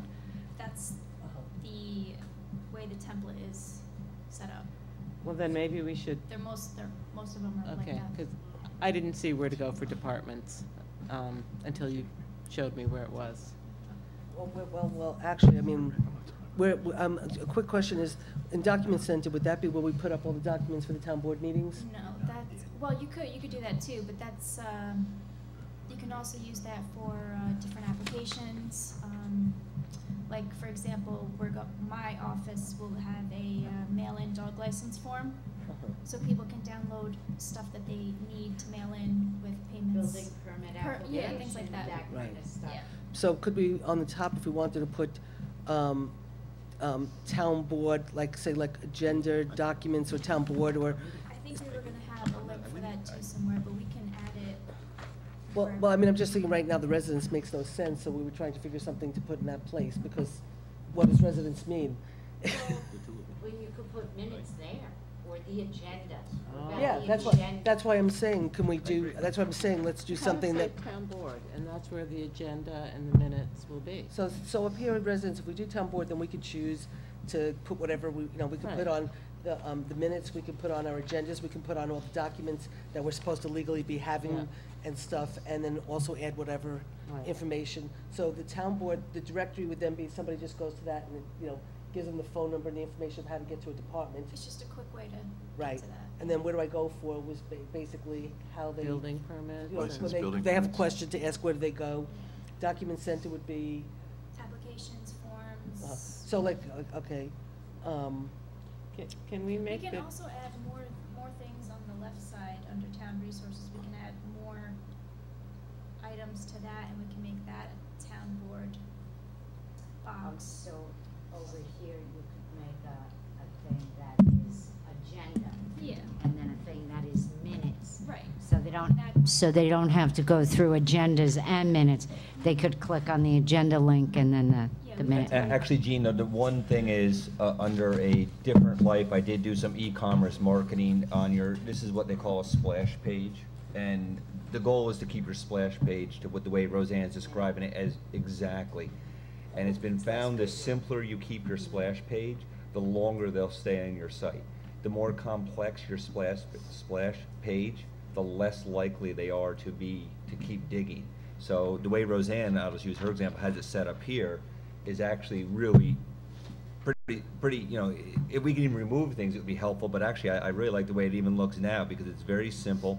If I come on here to look for a agenda, I probably, you know, I'll either go up to the search bar, if you're a little bit more, you know, user-friendly to using GUI interfaces, or I would click on Document Center.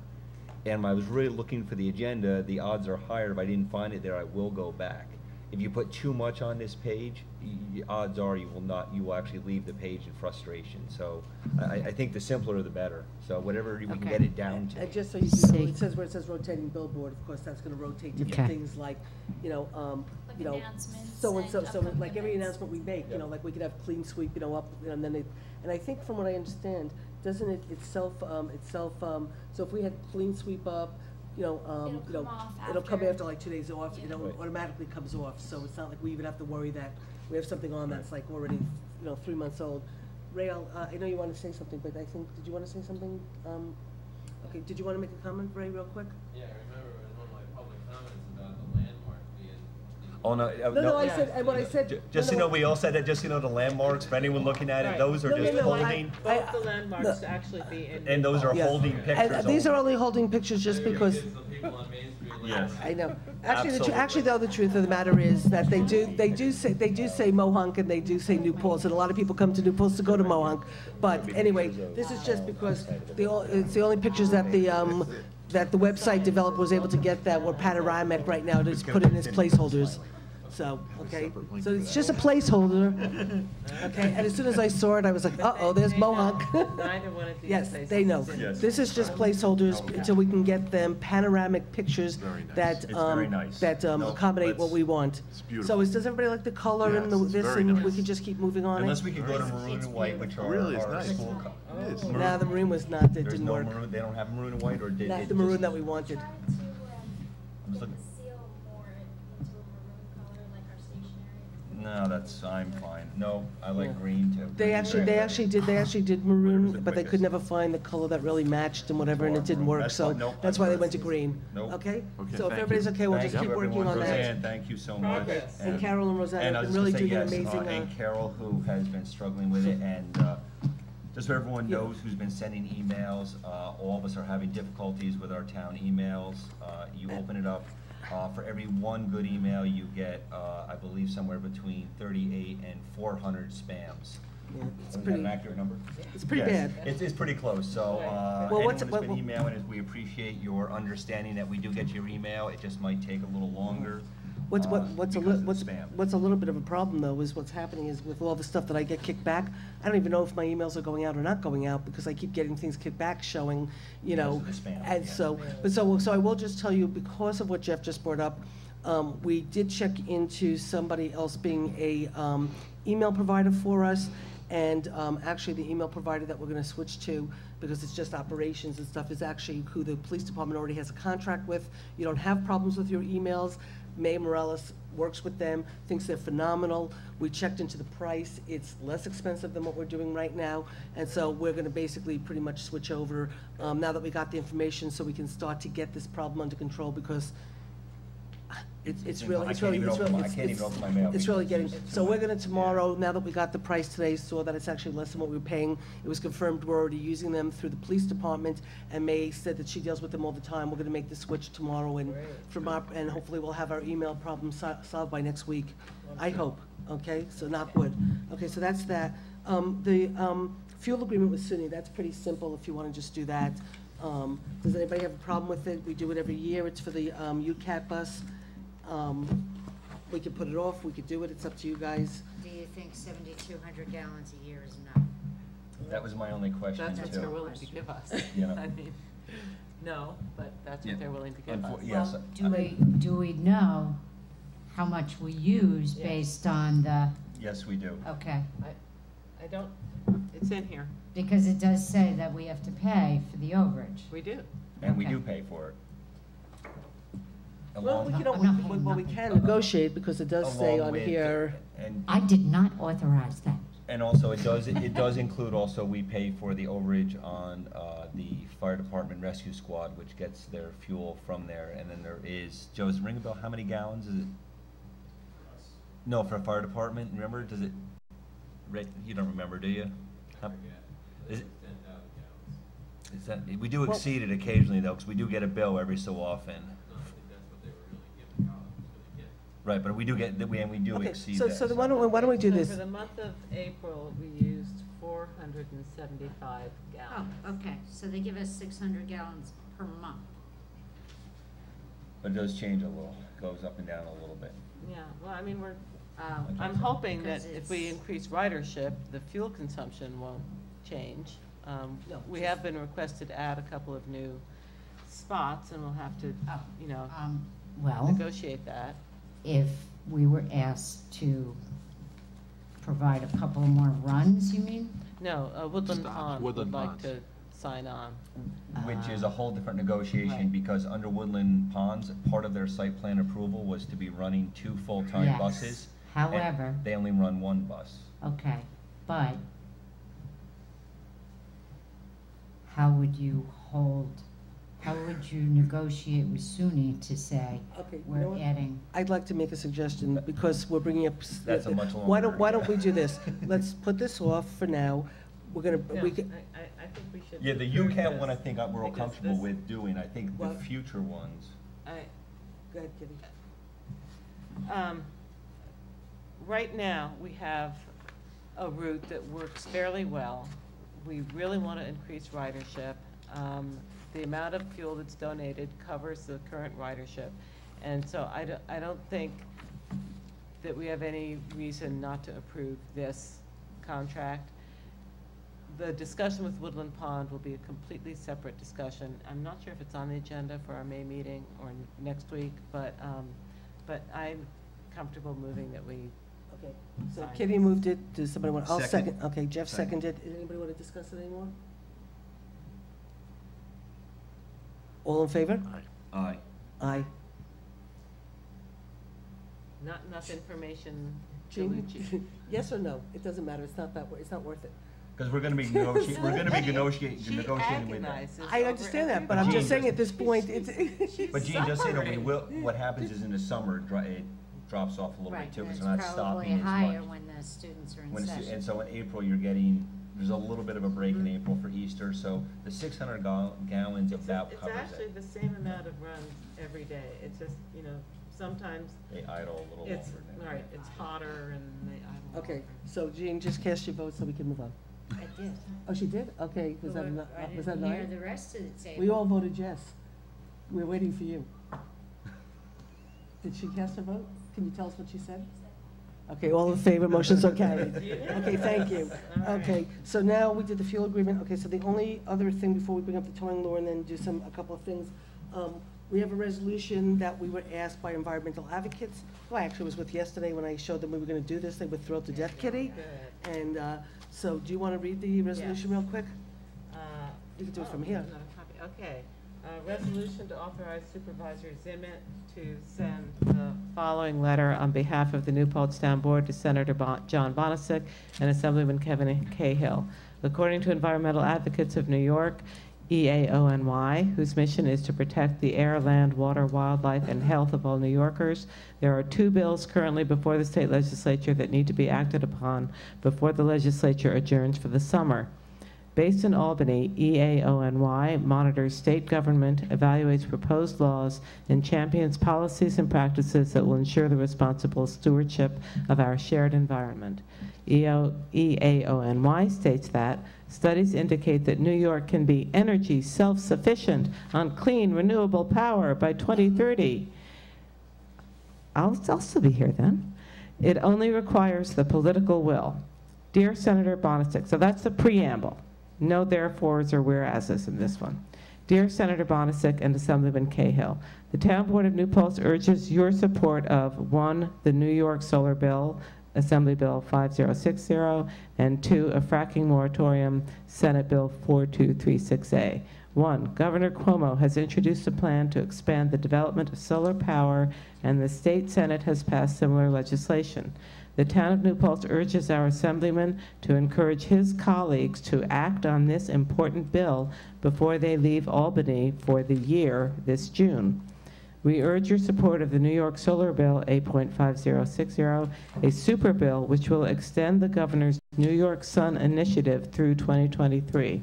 Solar energy is expected to be the second largest generator of new power this year, and New York cannot afford to fall behind. After experiencing the devastation of Hurricanes Sandy and Irene and Tropical Storm Lee, New Yorkers want clean, renewable power and a modernized energy infrastructure to lessen our reliance on and the worst effects of climate-altering fossil fuels. This is common sense legislation that sends a signal to green developers and business owners that they can invest in New York and that the New York Sun Initiative will be there to help them succeed. Please co-sponsor this super bill. So that's the New York Solar Bill. We're also asking them to sign on to the fracking moratorium. There are 63 duly elected members of the New York State Senate, and 2 of them, Senate leaders Jeff Klein and Dean Skelos, are blocking a vote on legislation to impose a fracking moratorium while the state fully assesses fracking's public health impacts.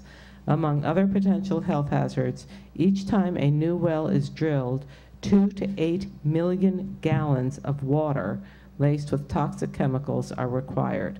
With thousands of wells proposed, that means billions of gallons of water will be used every year. Withdrawing this volume of water from local waterways and aquifers could devastate sensitive habitats and drinking water.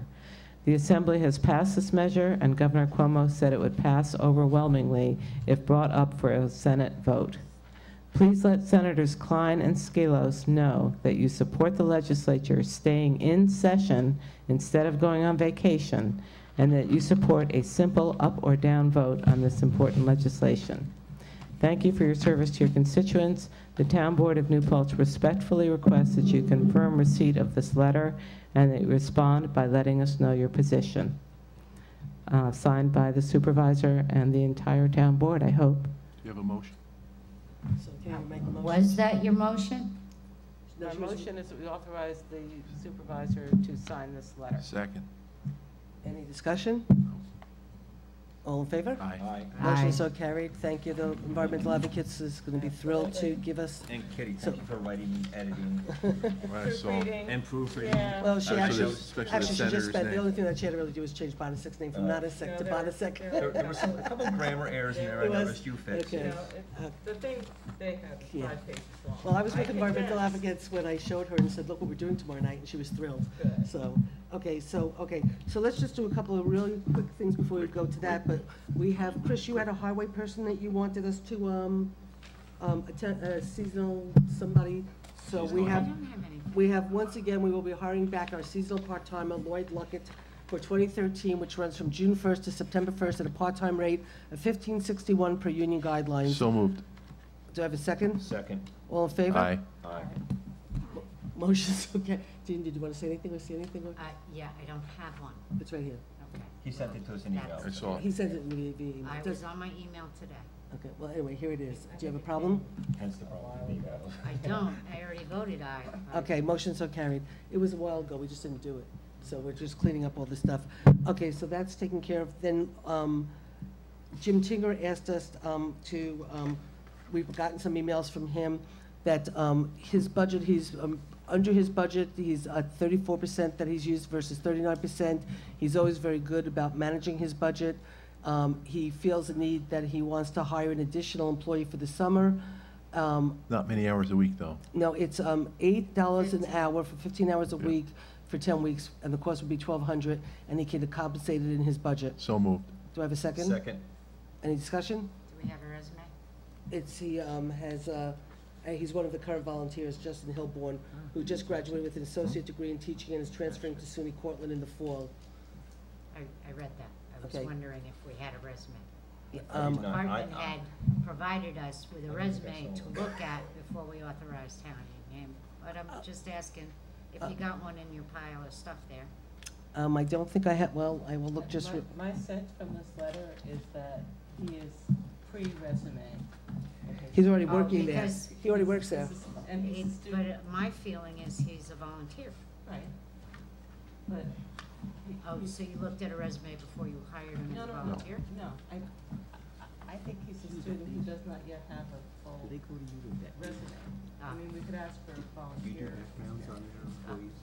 Okay. Okay. All in favor? Everybody in favor? Aye.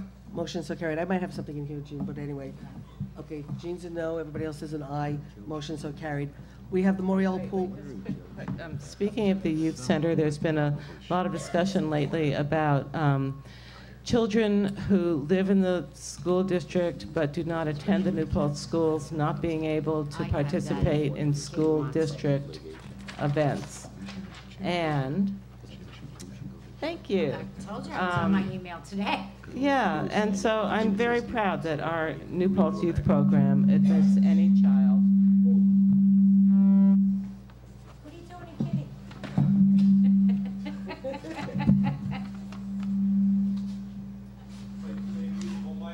I haven't touched anything. I'm standing still.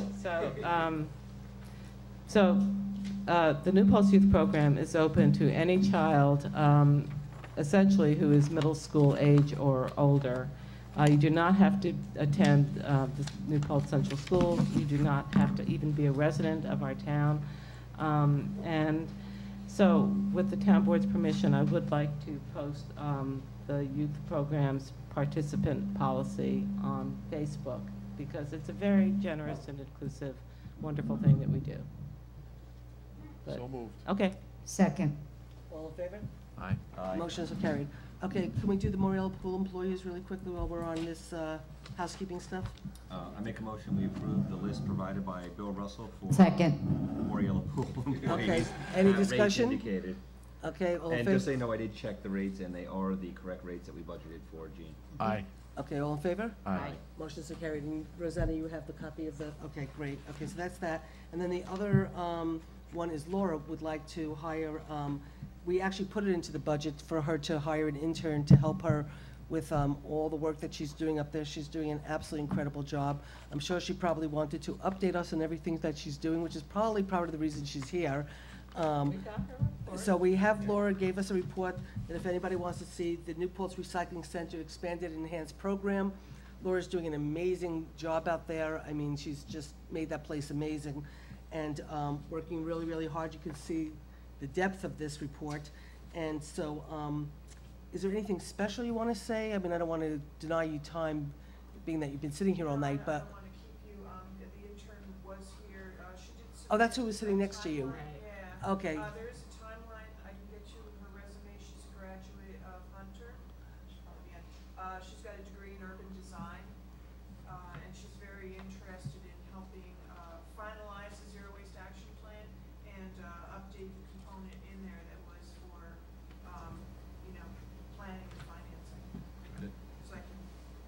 Would you like that Okay. report put onto our Facebook page as an update to, This, would you, I mean, we would could, you like that put on? Yeah, Thank you. that would be great. Do you have an electronic version? Actually, Laura can do that all by herself. Oh, wait, Laura's an admin. she's Laura, administrative why- too. Laura, what? Okay, so- Laura, you're actually an admin on that page, so why don't, if you would put that on the Facebook page as a document, that would be great, because it is worth reading. There's a lot of neat pieces in there. Okay, so can we have a motion to, actually, I don't remember what we had in the budget for the intern, that we were gonna hire at. There was a total of 4,500. I was hoping to get several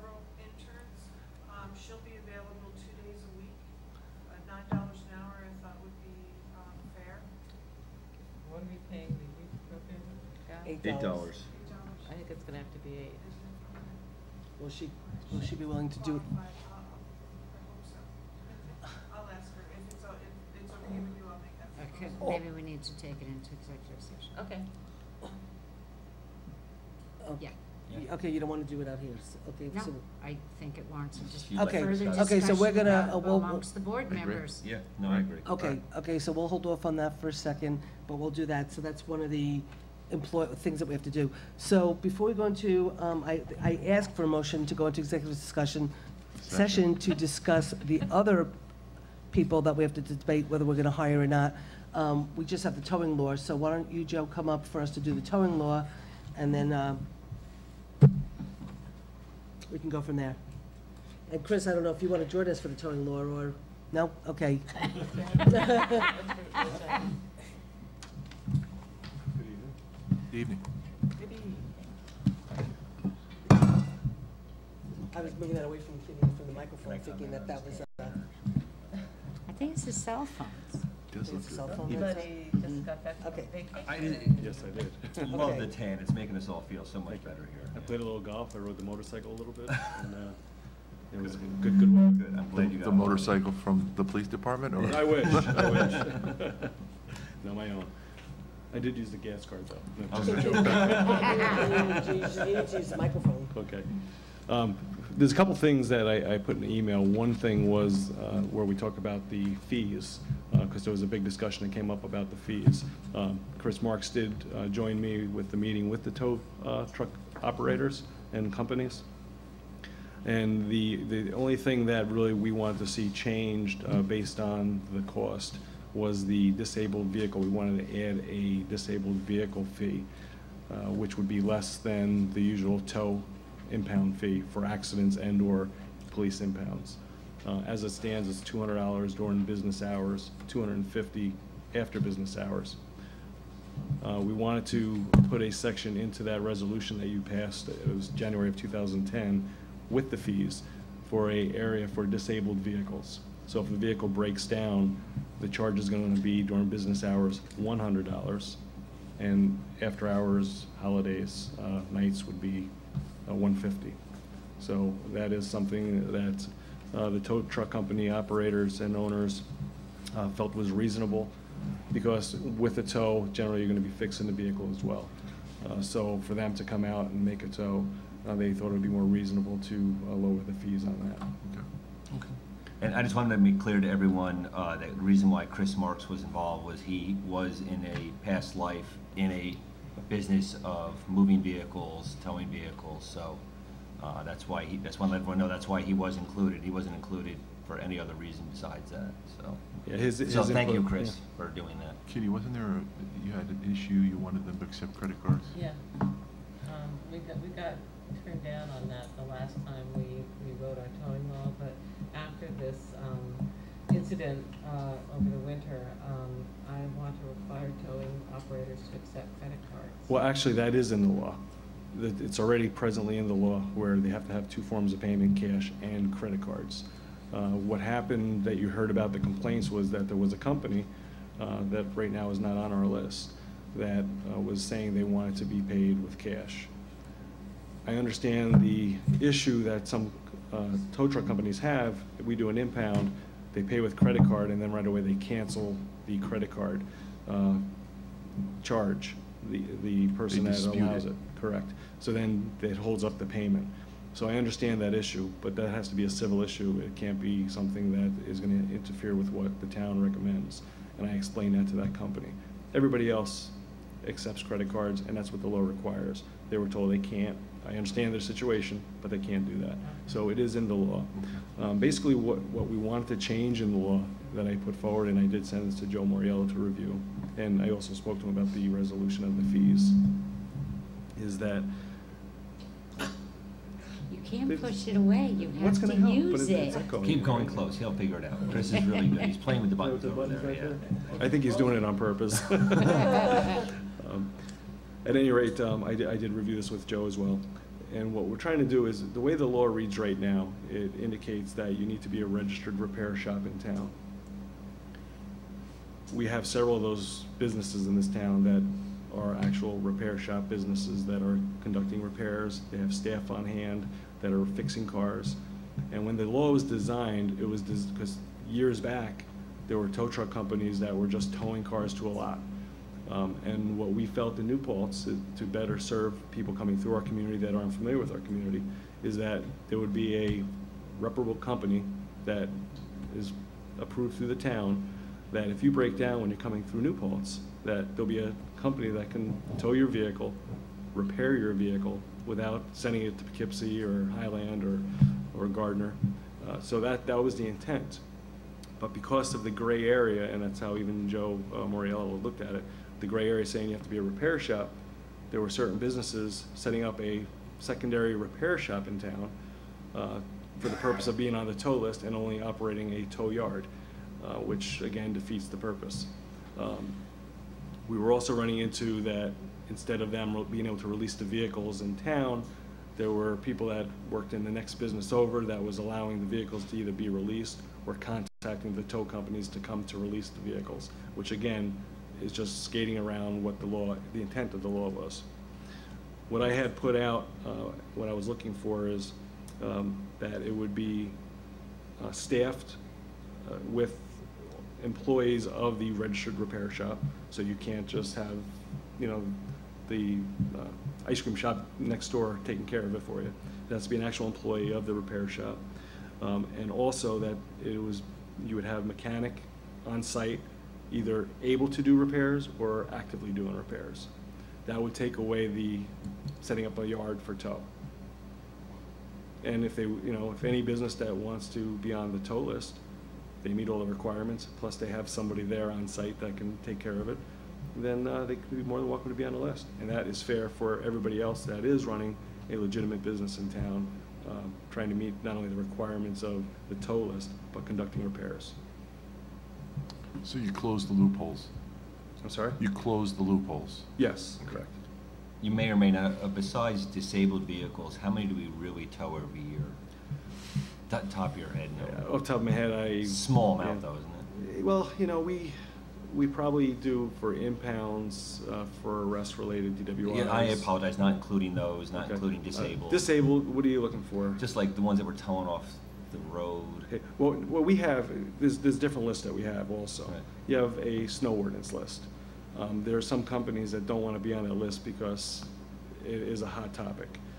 So we, as you know, we haven't really been towing a lot of cars, but there are times where it's going to happen when the road has to be cleared and the plows have to get through. We have a disabled vehicle list now that we created because of the change in the fees. We have an accident list because it's a different type of service. And then we have an impound. The impound is strictly for arrest related. Okay, good. No. All right, so Joe is going to be putting together these changes for us, and Joe, well, I mean, we already reviewed, I already had, after we talked about this at the last board meeting, and we sent to Joe for him to look at. Joe said it's fine, so if we Okay, so Joe's- authorize adopting these changes, fine. I guess he'll amend the law It's to, only the one section, 41.3 for the criteria for tow operators, and that would take care of that aspect. And then, of course, the resolution that you do for the fees to add the disabled vehicle, but again, we spoke to him about that. And we used to do the fees every January, but it fell off a lot. Every January, and exactly, during the reorg meeting, you would Right. set that we If you would, needed them to change. Joe would send us a memo Yeah. and say, keep the fees or raise the, after. I just, yeah, and we do it, I just don't remember if, at this one, we knew we might change them, and we were gonna, or this problem happened before or after. Beforehand, I think that yes. if the thing happened beforehand, so we didn't adopt the fees, happened we didn't make before. changes because we knew that we were going through the review process. Yes. So what we'll have to do is then, once we get these changes, come back and then just adopt the revised ones. Okay. And then whoever's here in January will Good.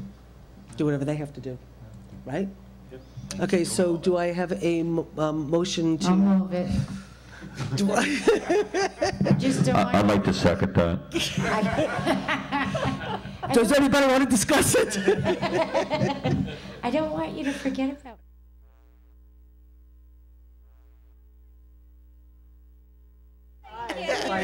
Okay. So, okay, any more discussion? No. All in favor? Aye. Okay, motion so carried. Thank you, Joe, for all the work Joe, you've thank done you, on this. Chris. Thank you, so Chris. much. Thank you, Joe. Okay, so what I'm going to do, and I don't know if we're going to do this in segments because we have different people to come in during executive session for the purposes. Do you want to do the warrant or any of that now, or we'll just do that when we come back? It's not warrants. I mean, the, Prepaid. The only the, prepaid, you want to yeah, just do the go ahead. prepaid in the Yeah. minutes really quickly, so this way Rosanna doesn't, okay, so, I Jean, make you a do the motion prepaid? approving the prepays. In the amount of, I don't know. 1, 2, 3, 4. There's 5 of them on the page. that's, yep. Linda Kingsley, Tony's Power Equipment, Trinity Vendor Finance, and Dave Clauser, an on-site computer service. I just want to make mention that Linda Kingsley, it's only for half of the invoice, okay? Yep. Because the other half is going to the village. And I did review the packet, okay? I went through these. Second. And just for, the other one is for Chris. Chris, the excavator's on its way. That one prepaid. Oh. And they didn't ask for a check? They knew it was good. Well, we told them. Wow. Well, thank you. Well, now that Well- it's used. Tell me don't- don't- We don't have to give it, but he says we know where we park it, he'll come after. I had promised Chris that we would do it as a prepaid tonight, so this way he was able to go get the, get it before he lost it. It is a lot of money, so, I mean, I don't see why they wouldn't leave it there with you. Yeah, no, that, yeah, a big Because part of it's that is going to a, be like nearly 90,000, so, and a big part of I that's a would- grant, yeah. you know, leave it with you, Okay, knowing that you would pay me, because I would All in take it favor? back. So do I have a motion to Yeah, accept the it's all done. It's all prepay? seconds. And a second? I made that All- motion. Okay, I second. all in favor? Aye. Aye. Okay, motion so But I carried. guess Susan couldn't hear me. Jean, I could hear you. I just got caught up listening to the, No, you're good. okay, everybody voted all in favor, motion so carried. Okay, moving on to the minutes. I have Does- no problem with the minutes. Okay, the only thing I have is on the April 25th. I'm sorry, did you see these? If you want hard copies. April 25th, where, under Moriello Pavilion Playground. Okay, the only thing is, if you look where it says, the third paragraph, Councilwoman Brown indicated that there needs to be a clear playground policy. Supervisor Zimmer suggested moving the playground.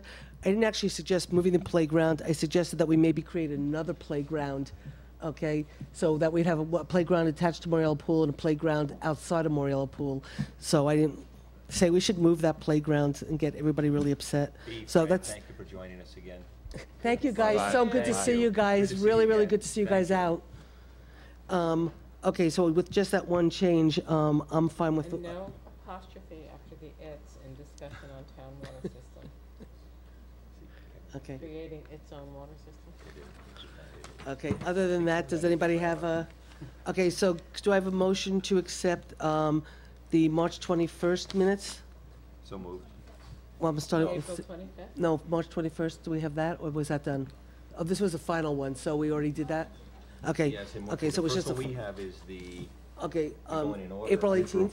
Yes. Okay, so I have a motion to move April 18th? April 18th will be the first one we have to approve tonight. Okay, so I have a motion? So moved. A second? Second. All in favor? Aye. Motion so carried. Okay, April 25th, do I have a motion? So Oh, moved. wait. Wait, Just following up on the minutes of April 18th, did we send the letter to the IDA about? Yeah, we did. We did? I'm pretty positive it got sent. We said we created the new stationery, and then we created the letter, and we got it out. It did go out? Yeah. Can we see a copy of it? I'll double check. Did you send it out, or did Kelly sell it out? We'll double check. Okay. We did create the stationery. I know that we had the resolution. I think Kelly was following up, but I could, yeah. but I could be confused.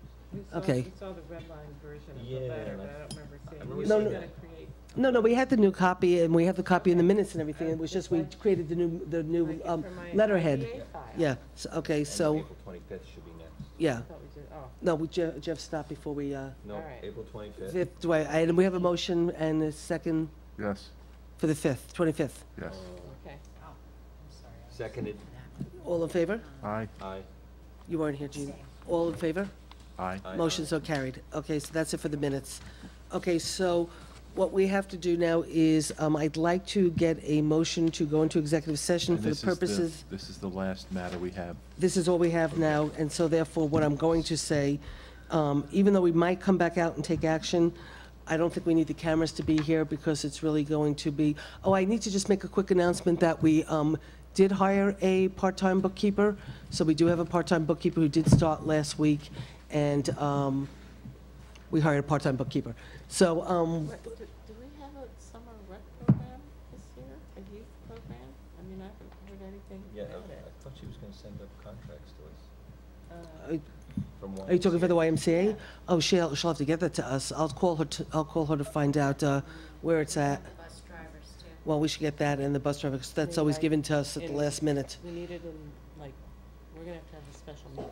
If we have to, we will. But actually, we might not, because we'll have a meeting the third week of June, End of right June. before the Okay. school is over. Okay, but I will follow up on that, so, okay, so, you want to make an announcement about Zero Waste Day? Well, can you, Have enough information? well, we'll put it up on the Facebook, okay? But is there, you want to just tell us the day and we'll announce it right now? June 8th. June 8th, Zero Waste Day, 12 to 4. from 12 to 4, The community center in at, the parking lot. at the community center in the parking lot. Fashion show. Oh, And a, right. Entries. and a fashion show. And a scarecrow contest. And a scarecrow contest, which I, Yeah. So you will be there? yeah, I have to bring my mannequin. Okay, we'll talk about that later, and I'll bring my photographs and everything. Okay, so, Chris, break out your 13 high heels. You have size 13 high heels, right? Okay. See me in shorts. okay. Okay, I do have leopard skin, so I can, okay. Anyway, so basically what we're going to do is I'd like a motion to go into executive session for the purposes of discussing Personnel the issues. personal, we have to say hiring and firing Right. it's for the court, it's relative to some police department issues, and relative to the youth center. Also to discuss the USPUE contract, and those are the issues. And So the moved. recycling center. So moved. Okay, do I have a second? Second. All in favor? Okay, motion to carry. So I'm going to ask John to come in with us first, and then if we need Laura really quickly, and then we'll go to the police, okay? So, and with that, we're going to say goodnight, because there's no reason for you to stay, and Rosanna, you don't really have to stay either. Everybody, have a nice evening.